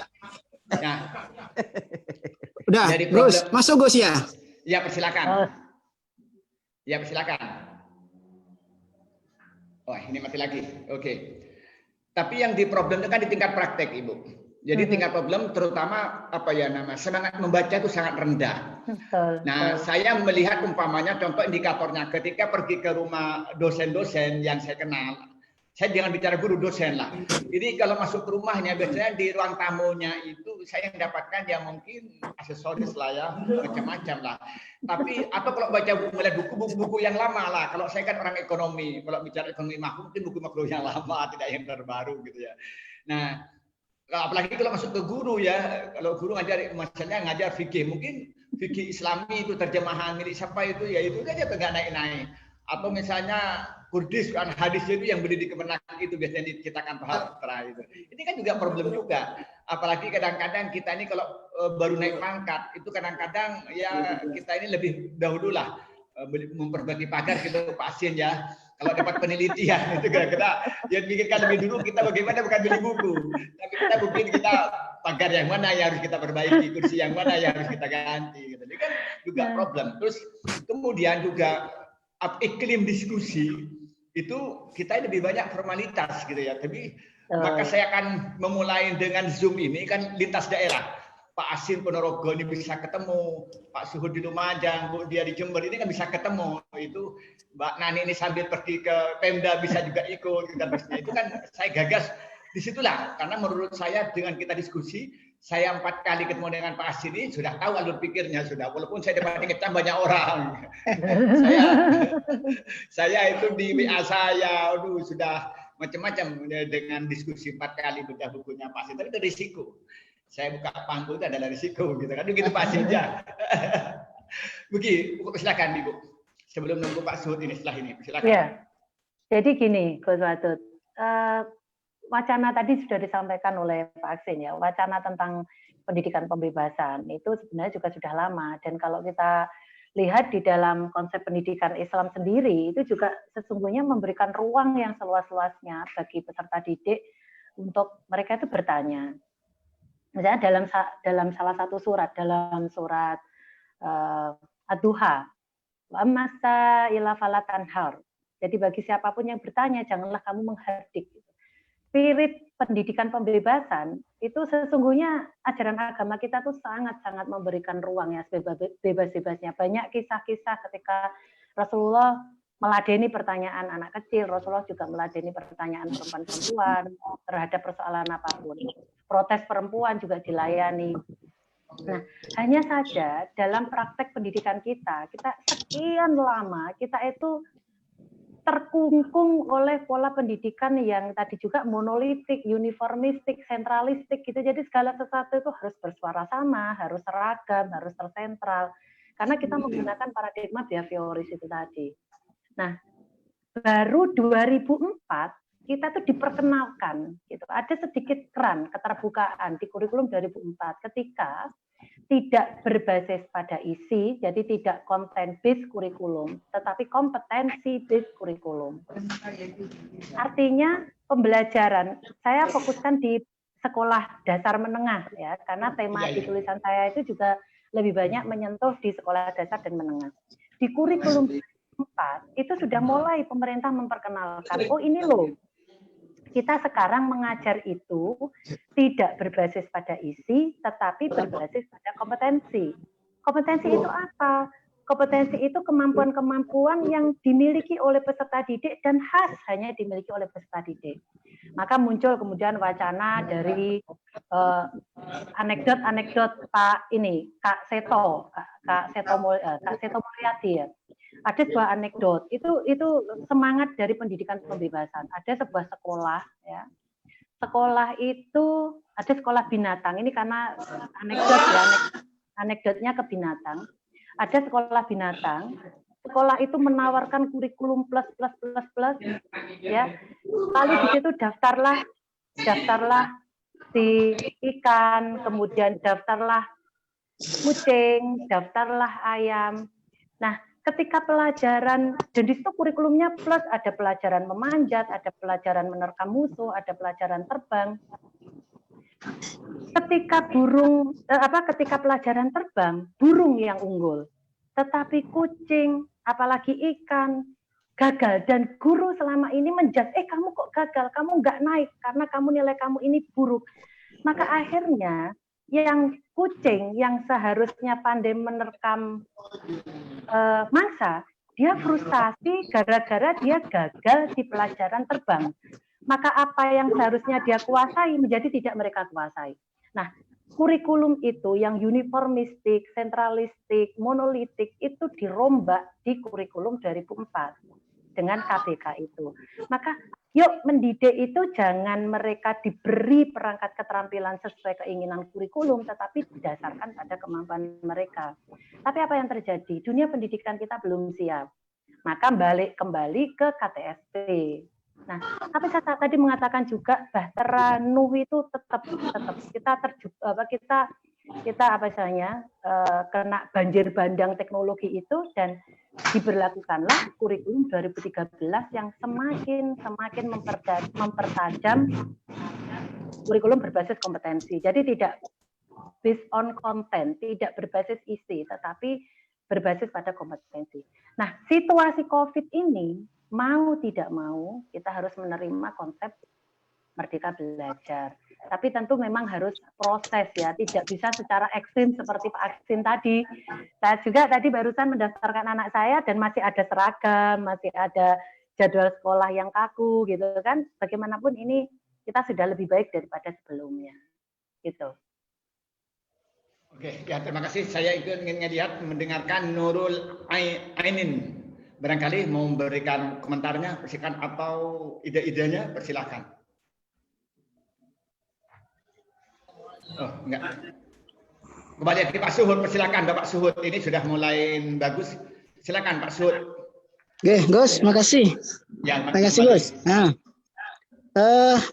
ini cukup menarik sebenarnya. Saya tadi nyimak yang dari Pak Hasin itu. Saya juga punya pengalaman, ini cuma cerita pengalaman, tapi menurut saya juga sesuai dengan apa yang disampaikan beliau tadi. Ketika saya dulu tahun 2007 sampai 2014 saya itu pernah menjadi sudah sirgu, katakanlah sirgu gitu loh. Saya masih ngajar di tingkat bawah itu. Kemudian satu saat saya harus laporan untuk kemudian karena untuk pencairan sirgu. Pada waktu itu pencairan dilakukan pada bulan September. Tapi saya harus nyetor RPP sampai bulan Desember. Akhirnya saya bilang dengan pengawas, karena pengawas yang harus tanda tangan. Pengawasnya minta, ini harus RPP-nya sampai bulan Desember, Pak, katanya. Kemudian saya bilang, saya bulan Desember, September, Desember juga, ini kan saya belum ngajar, Bu. Masa harus PP saya buat duluan? Berarti kan saya ngawur pada DPP.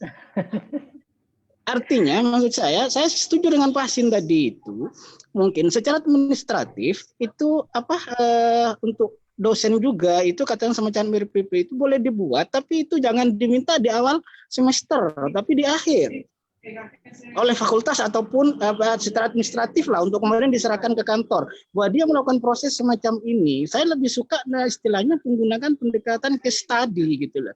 Untuk kemudian dosen itu terus berkembang melakukan recovery pengetahuannya gitu loh. Artinya kasus-kasus yang terjadi di masyarakat itu betul-betul menjadi sebuah bahan yang harus didekati dengan pendekatan teori juga dari beberapa teori yang mungkin ada sebelumnya. Karena dengan demikian ini selalu update gitu loh. Ilmu kita selalu update, mahasiswa juga memulai pengetahuan yang update juga gitu loh. Nah, pengalaman ini saya akhirnya saat itu sempat sergu saya tidak dicairkan dengan pengalaman itu gitu loh. Karena saya tidak dapat tanda tangan dari pengawas dan saya concern di situ, saya nggak mau buat sampai selesai itu karena saya belum ngajar kan gitu loh. Karena tapi itu pencairan pada kan setiap 4 bulan pencairan itu gitu. Jadi di awal bulan ke-4 itu berarti Oktober itu sudah diminta RPP itu. Nah, RPP ini harus diminta sampai Desember. Saya bilang, ini saya belum ngajar yang 3 bulan, Bu. Kenapa saya harus buat RPP sekarang? Terus gimana nanti apa yang saya ajarkan ke siswa ini dengan saya tidak harus berdasarkan kenyataan di lapangan kan berarti kan susah juga saya gitu loh. Ya karena berbagai hal akhirnya juga memang kebetulan saya harus konsen di dosen. Akhirnya tahun 2014 saya keluar dari guru, keluar dari sergu, walaupun sampai sekarang masih belum cerdas juga gara-gara juga harus mendapat beasiswa untuk S3 itu gitu lah. Tapi menurut saya ini saya setuju dengan Pak Hasin itu, dosen pun juga begitu menurut saya gitu lah. Jadi pendekatan case study itu menurut saya akan lebih bagus dalam model pembelajaran merdeka yang saat ini disampaikan yang di konsep ini gitu loh. Kemudian menyambung apa yang disampaikan oleh Bu Diah tadi, ketika tahun 2004 muncul KBK itu, saya lebih memilih itu juga sih gitu loh. Setelah saya juga belajar tentang manajemen ini, saya kayaknya akan lebih pas dengan KBK itu gitu loh. Lebih pas untuk konteks karakter masyarakat Indonesia, saya lebih setuju dengan KBK itu. Kenapa? Karena dengan demikian potensi daerah pada tiap-tiap daerah itu nanti akan berkembang sesuai dengan kemampuan mereka pada daerah itu gitu loh. Cuman memang 2004 itu saya lihat konsep KBK itu pemerintah juga masih setengah-setengah sebenarnya sih menurut saya menerapkan konsep itu gitu loh. Tapi kalau konsep itu sebenarnya diterapkan penuh, menurut saya sebenarnya sampai sekarang sudah bagus menurut saya gitu loh. Cuman keburu tahun 2007 dirubah menjadi KTSP gitu loh. Nah, itu problem menurut saya ketika kemudian memang lembaga kita atau kurikulum kita kan ngikutin menterinya siapa kan, ganti menteri ganti kurikulum, ganti kurikulum. Nah, itu problem juga sih di kita menurut saya. Jadi ada beberapa hal yang menurut saya di KBK itu mungkin memang perlu untuk kemudian direvisi sehingga sesuai dengan konsep pendidikan merdeka yang mungkin digagas oleh Menteri saat ini. Tapi saya juga setuju dengan apa yang disampaikan oleh Pak Hasin tadi itu bahwa administratif yang sifatnya semacam tadi itu untuk proses pembelajaran diminta di awal itu saya juga kurang setuju. Kalau kemudian tadi ada yang tanya, gimana dengan untuk administrasi ini? Menurut saya administrasi tetap jalan, tapi maksud saya itu diminta di akhir proses pembelajaran, di akhir semester, katakanlah sebagai laporan dosen ini menyetor ini, RPP-nya semacam ini pada semester ini. Karena pada semester berikutnya bisa jadi berubah lagi sesuai dengan perkembangan yang ada di masyarakat. Jadi pendekatan ke tadi itu menurut saya kan lebih bagus gitu loh. Dengan konsep belajar merdeka ini. Oke, itu aja Gus, makasih Gus. Nah, sangat menarik sekali menurut saya Pak Ano pembahasan ini. Jadi ada suatu hal yang mungkin enggak match ya. Namanya perencanaan itu kan di depan, tidak ada rencana di akhir gitu ya. Jadi kan begitu, itu namanya rencana kan begitu. Jadi itu ada sesuatu yang menurut saya harus diluruskan. Kita buat rencana, tapi rencananya itu fleksibel. Jadi umpamanya dalam semester ini apa yang kita akan capai. Nah, dari itulah mungkin orang yang rajin baca itu mungkin mempunyai ide-ide baru. Misalnya saya kan mengajar ekonomi makro. Di antara materinya itu ada fiskal, ada moneter. Kemudian dia harus mengikuti perkembangan fiskal dan moneter itu. Jelas kalau saya baca buku lama, tidak ngupdate baca di web, jelas kita jadi lucu kebijakan-kebijakan terbaru itu mungkin. Nah, kemudian saya ingin melingkan ini. Bagaimana Bu Dia ini menggambarkan begini. Katanya Bu Dia itu tadi Pak Hasin terlalu berani ya. Yang uji coba itu anaknya sendiri itu kan. Saya terlalu berani bahasa saya itu kan kira-kira begitu. Jadi memang sebagai dia orang tua yang peneliti gitu ya. Jadi yang diajarkan objek penelitian itu anaknya sendiri gitu ya. Karena kalau anaknya yang jadi objek itu biar tidak di demo sama orang tua lah. jadi bahasa saya berani sekali kata anaknya itu berani itu.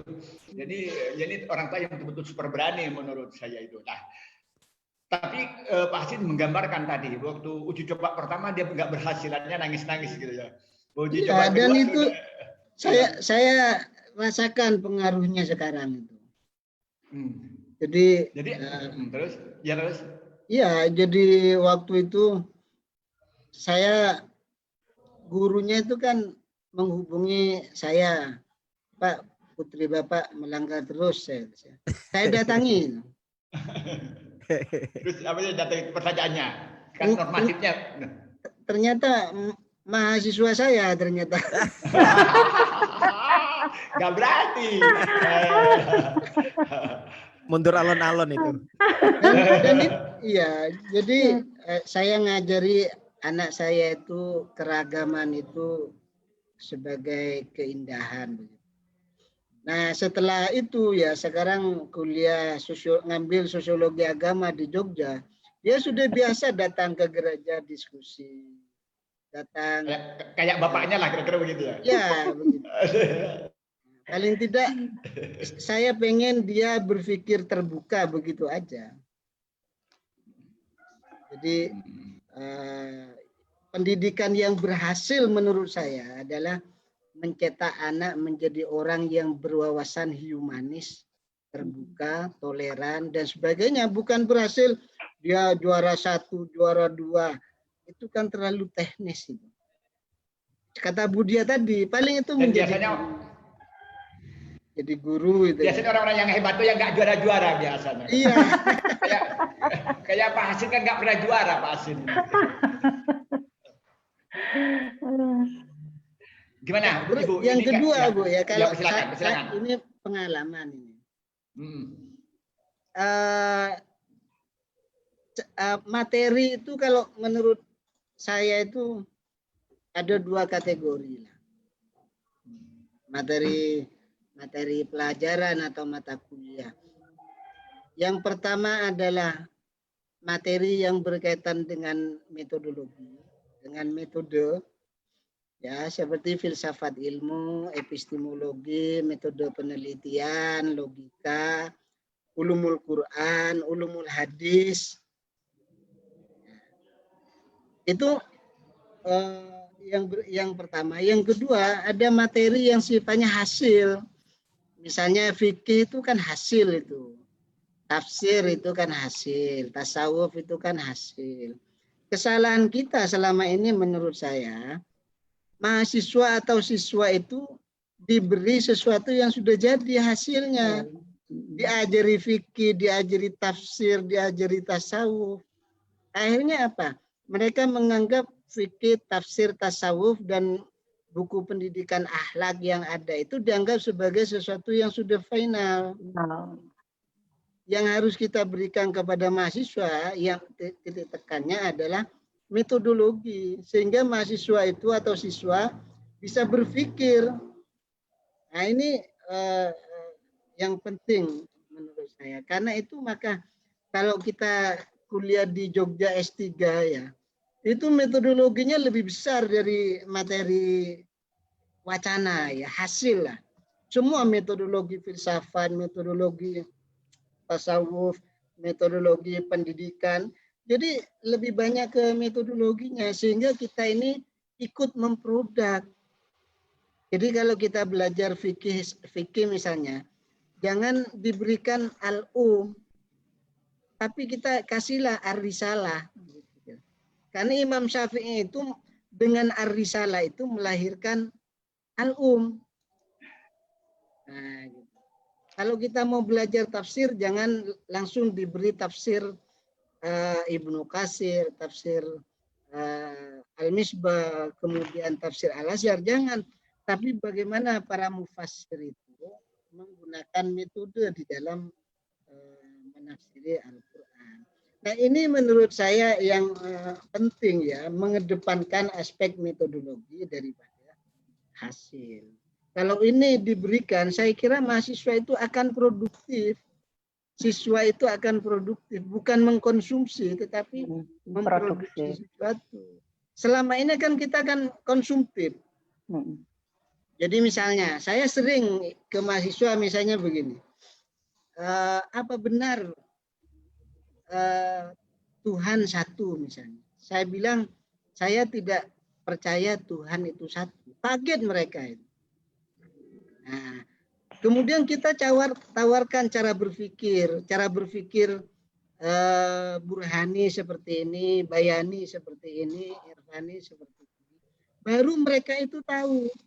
Jadi mahasiswa itu saya coba, misalnya ketika berbicara tentang pemikiran Islam, saya ajari mereka sampai 2-3 pertemuan cara berpikir Burhani, Irfani, dan Bayani. Dan ketiga orang ini masing-masing saya minta satu menguasai satu metode dan kemudian kita kasih masalah. Jadi masalah itu dipecahkan dengan menggunakan 3 metode itu tadi. Maka hasilnya berbeda dan mereka saling menghargai. Nah, kalau kita langsung memberi hasilnya dianggap sudah final itu.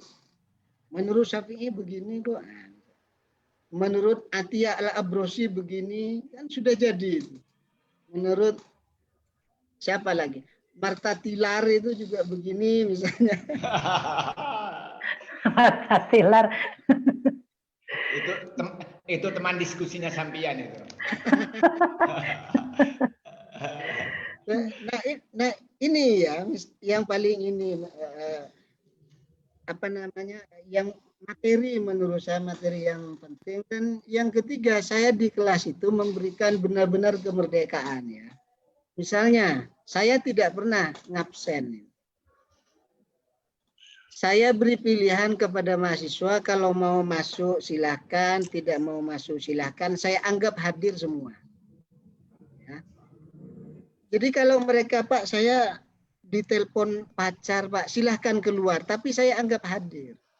Saya minta mereka itu hadir karena nyaman, karena memang mau hadir, bukan karena absen.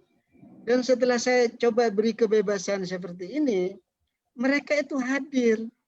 Ya, kenapa? Pertama, mereka itu ada yang tertarik ya, oh menarik Pak Hasin, ada informasi baru. Ya, saya dikasih shock terapi.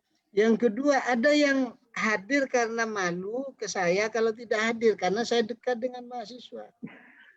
Nah, jadi Itu belum apa-apa, baru ketemu misalnya ada mahasiswa yang tidak hadir, belum apa-apa saya tidak tahu padahal dia hadir atau tidak. Langsung minta maaf, Pak, saya mohon maaf kemarin tidak hadir, Pak. Nah ini saya kira kemerdekaan belajar itu juga harus kita berikan kesempatan kepada mahasiswa, apakah dia mau kuliah hari itu atau tidak. Kalau misal, soalnya begini, dalam tingkat konsentrasi orang itu tidak mungkin full mulai jam 7 sampai jam 12. Sampai jam 12. Tidak mungkin. Ya. Maka mahasiswa harus diberi pilihan, mau masuk atau tidak. Kalau tidak masuk, tidak ada konsekuensi saya. Konsekuensinya ya keilmuan. Saya hanya minta mereka misalnya mereview, memberikan review misalnya.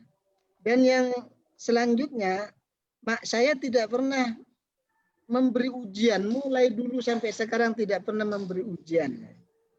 Tapi saya minta mahasiswa itu untuk memberikan refleksi kritis di akhir semester tanpa merujuk kepada buku. Saya ingin mereka itu mengetahui apakah mereka itu paham dengan diskusi di kelas apa tidak. Yang kedua, mereka dilarang mendukung pikiran-pikiran saya. Kalau mendukung pikiran saya kasih nilai B dia. Tapi yang kritis baru saya kasih nilai A. Nah ini ternyata mendorong mahasiswa itu untuk selalu berpikir kritis. Nah ini saya kira proses pemerdekaan belajar mahasiswa itu dengan cara seperti itu menurut saya bagus. Kayak misalnya mahasiswa saya kasih kebebasan mau pakai baju apa. Kadang pakai sarung, pakai kaos, pakai sandal. Yang penting berpikirnya. Yang rapi. Iya. Saya dulu juga kuliah di Jember pakai sandal. Tapi bukan karena menentang. Enggak punya sepatu ya.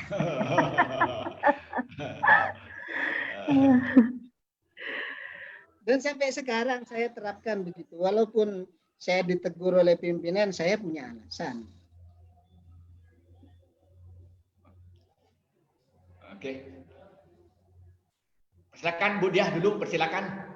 Oke. Untuk ya. Saya akan mengomentari yang tadi disampaikan Pak Suhud, ya. Iya. Karena Pak Suhud masih di sini. Ikut, cuman dia memang dimatikan karena anunya rame Ya, ininya, ya, dimatikan anunya apa namanya, videonya dan suaranya. Jadi RPP maupun RPS itu tidak semata-mata untuk kepentingan administratif, pencairan sergu maupun pencairan serdos menurut saya. Bagaimanapun mahasiswa atau peserta didik kita itu butuh gambaran, butuh rambu-rambu ya. Nanti kita itu selama 1 semester itu akan belajar apa. Itu semacam peta begitu, peta konsep. Tapi asal kita tidak memandang RPP ataupun RPS itu sebagai harga mati, kita tetap harus fleksibel dalam mengembangkan RPP maupun RPS tersebut. Sehingga sifat RPP maupun RPS itu sekali lagi adalah memberikan rambu-rambu. Jadi mereka tidak blank ketika akan kuliah itu, oh ini toh yang akan kita pelajari selama 1 semester ini. Gitu. Nah kemudian KBK. Jadi gini Pak Suhud, kurikulum, saya tidak sepakat dengan statement yang mengatakan kurikulum itu selalu berubah kalau menterinya berubah. Tidak seperti itu. Jadi yang namanya kurikulum itu memang harus selalu berubah. Lazimnya kurikulum itu berubah tiap 10 tahun sekali. Itu lazimnya memang begitu. Nah, kurikulum kita sebelum 2004 itu memang yang diberlakukan kurikulum 98 dan itu sudah sangat kadaluarsa. Maka diberlakukanlah kurikulum 2004. Tapi kurikulum 2004 itu memang masih uji coba untuk pemberlakuan kurikulum berbasis kompetensi. Saya tadi sudah menyampaikan bahwa sebelumnya kita menggunakan kurikulum berbasis isi, content based kurikulum. Nah, sejak 2004 diperkenalkan dengan kurikulum berbasis kompetensi atau yang kita sebut dengan KBK itu. Tapi begitu KBK itu lonceng, masyarakat belum siap. Belum siap. Maka muncullah kurikulum 2006 yang kita kenal dengan KTSP ketika lembaga pendidikan atau satuan pendidikan diberi keleluasaan untuk memilih mau menggunakan kurikulum lama atau kurikulum baru. Sembari yang KBK ini disempurnakan. Maka lahirlah kurikulum 2013 yang berbasis kompetensi juga gitu. Jadi sampai sekarang ini kita menggunakan kurikulum yang berbasis kompetensi. Nah, kurikulum 2013 itu dianggap masih terlalu rumit. Guru-guru masih banyak disibukkan dengan urusan administrasi yang sangat ribet sehingga tidak ada ruang untuk mengembangkan diri mereka, tidak ada ruang untuk membaca, tidak ada kesempatan untuk menambah kemampuan mereka. Maka sekarang kurikulum 2013 ini disederhanakan menjadi kurikulum merdeka, tapi masih tidak meninggalkan kurikulum 2013, hanya disederhanakan. Salah satu bentuk penyederhanaannya adalah RPS itu. Jadi RPS sekarang cukup 1 lembar gitu. Makanya RPP, kalau di sekolah dasar menengah RPP. Jadi RPP itu bukan harga mati. RPP itu adalah untuk rambu-rambu atau panduan bagi proses belajar peserta didik kita. Nah, nanti pengembangannya ya harus dilakukan oleh guru dan bersama-sama dengan peserta didik. Itu klarifikasi saya untuk Pak Suhud. Yeah. Ya, terima kasih karena waktunya tinggal sedikit karena janjinya jam 2 akhir mulai jam 12 tadi ini 2 jam ya. Saya ingin mendengarkan closing statement dari Pak Aksin. Ya. Silakan Pak Aksin untuk closing statement. Silakan. Sudah cukup. Oh, ada cukup katanya. Ya, saya ingin mendengarkan closing statement dari Bu Dia. Persilakan. Ya, terima kasih Gus. Jadi kembali kepada tema sentral kita tentang pendidikan agama, eksistensi pendidikan agama. Saya berani menjamin bahwa pendidikan agama tidak akan hilang dari kurikulum kita. Dan ketika pemerintah menawarkan merdeka belajar, itu bukan berarti merdeka bebas tanpa batasan, kemudian bukan berarti siswa mengabaikan peran guru, tidak, tetapi merdeka di sini adalah kita memposisikan, menyetarakan antara peserta didik dengan pendidik, masing-masing memiliki kebebasan, kemerdekaan untuk mengembangkan potensinya semaksimal yang bisa mereka peroleh. Saya kira itu aja, Gus. Terima kasih atas kesempatannya. Ya, terima kasih. Ini dialog cukup panjang ya, 2 jam ya, mulai jam 12 kita mulai. Ini sudah jam 14, jam 13.58, hampir 2 jam ya terus menerus. Nah, saya ingin ini karena Raihatul Jannah ini mengikuti terus. Barangkali ada yang mau disampaikan akhir, persilakan Raihatul Jannah. Ada closing statement mau disampaikan? Tidak ada. Oke, kalau nggak ada saya terakhir. Persilakan, barangkali ada yang mau disampaikan Raihatul Jannah. Ya, saya kan sebagai mahasiswa semester 6. Jadi dari diskusi ini banyak pengetahuan yang ditambah. Terima kasih atas kesempatannya. Mungkin kalau merdeka belajar dijadikan kurikulum baru mungkin sangat menyenangkan di kalangan milenial, tapi mungkin di area pedesaan juga sangat sulit, seperti orang tua itu perlu bimbingan yang cukup. Jadi terima kasih atas materinya, Bu. Ya, terima kasih. Jadi tema sentralnya kita bicara tentang eksistensi mapel agama dalam kurikulum Merdeka Belajar, di mana secara garis besar seorang guru diberikan kebebasan untuk mengembangkan kreasinya, untuk menjadikan anak-anak yang terdidik dan berinovasi dan kreatif ya. Itu yang paling penting. Dan itu kalau dilakukan nanti akan melahirkan peserta didik yang akan dia itu menjadi orang-orang yang dapat menyelesaikan problem-problem yang dihadapi dirinya sendiri dan juga masyarakat. Seperti yang digambarkan oleh Pak Aksin tadi, itu ketika anaknya itu diberikan uji coba untuk berpakaian yang berbeda, dia sudah siap untuk dibully, dimaki-maki oleh temannya, sehingga terbiasa. Jadi akhirnya dia itu bisa mempunyai pendirian yang kokoh, tidak rewel gitu ya. Tetapi problem yang kita hadapi, tidak semua tenaga pendidikan itu secara SDM itu cukup. Jadi banyak mereka itu secara SDM pengetahuan itu sangat terbatas. Apalagi di tingkat SD, SLTP dan SLTA ya. Di perguruan tinggi saja, terutama di swasta, banyak dosen-dosen yang tidak siap untuk masukin kepada Merdeka Belajar atau kampus Merdeka ya, itu juga belum siap. Kita banyak ya para dosen itu juga malas untuk membaca karena mungkin dengan alasan beberapa kesibukan atau administrasi, terutama kalau dia punya jabatan di kampus dia, ketempatan dia mengabdi, banyak administrasi yang diselesaikan. Soalnya kayak Bu Diri jadi kaprodi, betapa pusingnya dia mikirkan di administrasi yang diselesaikan di kampus, mulai dari minta tanda tangan anak yang mau mengajukan proposal, mau ujian tesis dan semacamnya, kemudian koordinasi dengan pihak terkait, itu bukan hal yang mudah. Tapi satu sisi kita ngajar di kelas banyak, di S1 banyak, di S2 banyak. Kadang-kadang masuk ke kelas kita itu kadang-kadang belum sempat baca, sedangkan maksudnya lebih dulu membaca. Nah, itu juga problem-problem yang kita hadapi. Belum lagi kita bicara bahwa masyarakat kita ini menurut survei, saya bukan teman pendidikan, itu adalah 60% itu adalah masyarakat pedesaan gitu ya. Otomatis dengan teknologi itu sangat terbatas. Oke, mereka itu mungkin pakai iPad, pakai Android. Tapi mereka itu untuk mendapatkan buku-buku yang bagus ya, bawahnya melalui PDF tidak banyak bisa mengakses. Dan itu yang saya alami sebagai dosen gitu ya. Itu harus berjuang, harus bisa untuk ke toko buku atau melakukan langkah-langkah untuk lebih bagus itu. Maka karena itu menurut saya diskusi ini saya mengucapkan terima kasih kepada Bu Dia yang menyiapkan waktunya dan ini 2 jam, dan juga ke Pak Asin ini. Nah, itu saya mengucapkan terima kasih yang tak terhingga dan juga kepada yang lain.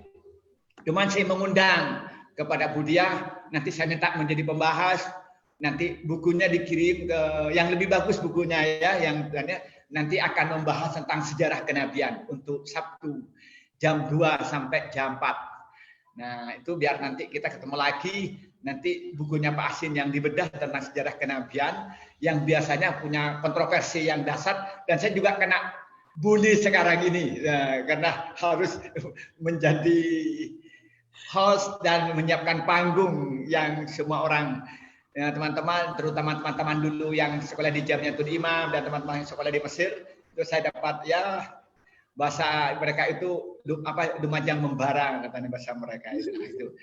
Nah, dan ketepatan nanti saya ini jam 3 setelah ini juga dialog dengan seorang konsultan pendidikan tentang lembaga pendidikan yang unggul di era Merdeka Belajar ini. Jadi agak berkelanjutan ya, hanya jeda 1 jam. Saya akan mimpin lagi untuk diskusi sama dengan ini. Ya, terima kasih dari saya. Lebihnya mohon maaf. Saya tunggu Bu Dia. Nanti akan saya cantumkan Bu Dia sebagai pembahas dari bukunya Pak Asin. Kan begitu Pak Asin ya? Ya Bu, enggak ada yang jelas itu ternyata PDF-nya. Iya, enggak ada yang jelas. Nah, ya, itu apa nanti. Atau buku yang lain? Apa yang lain? Persilakan. Yang Nalar Islam, Abdul Karim Soros. Saya ngelihat itu yang lebih menarik itu ragam epistemologi itu. Oh iya, satu Islam ragam epistemologi. Iya, itu. Ya wes, tak kirim nanti. Ya, itu menurut saya itu lebih mudah untuk didiskusikan dulu sambil kita dapatkan, nanti Bu Dia jadi salah satu pembahas, terus kemudian saya beri nomor teleponnya Mbak Zizah nanti untuk dihubungi. Ya. Hari Sabtu jam berapa, Bos? Iya, Pak. Hari Sabtu jam berapa? Jam 2 sampai jam 4. Jam 14 sampai jam 6. Besok itu, Sabtu besok itu. Sabtu besok bisa. Ya Allah. Mulai jam 2 sambil minum kopi, Bu. Siap. Jadi saya menyiapkan panggung. Nanti Pak Haris bukunya Fikih Nusantara. Tanggal 14. Oh iya, Prof Haris. Saya minta sampean pembandingnya Pak Haris. Karena ketemu sama-sama Nusantaranya nanti Pak Haris. Ya gitulah saya biar diskusi dengan ini, katanya tadi bukan karena untuk ikut kepangkatan lalu ikut diskusi akademik ya. Tapi ini kampus Merdeka, kita ketemu di mana-mana. Kira-kira begitulah. Inilah terima kasih. Bu Dia sudah mempengaruhi Gus Wadud ini kampus Merdeka. Kampus Merdeka. Dan ini ternyata penontonnya banyak. Ternyata Bu Dia ini banyak penggemarnya. Hampir 200 saya lihat di FB saya ini. Kalau Pak Asin 225 kemarin penontonnya, lebih banyak lagi penggemarnya.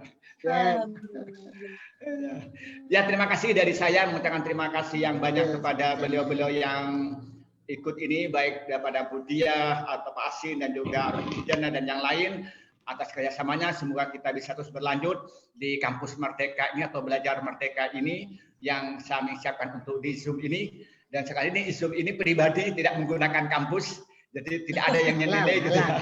Halal. Jadi halal gitu, saya bayar sendiri gitu. Jadi merdeka betul, tidak ada masalah. Jadi saya mengucapkan terima kasih. Wallahul muwaffiq ila aqwamit thoriq. Wassalamualaikum warahmatullahi wabarakatuh.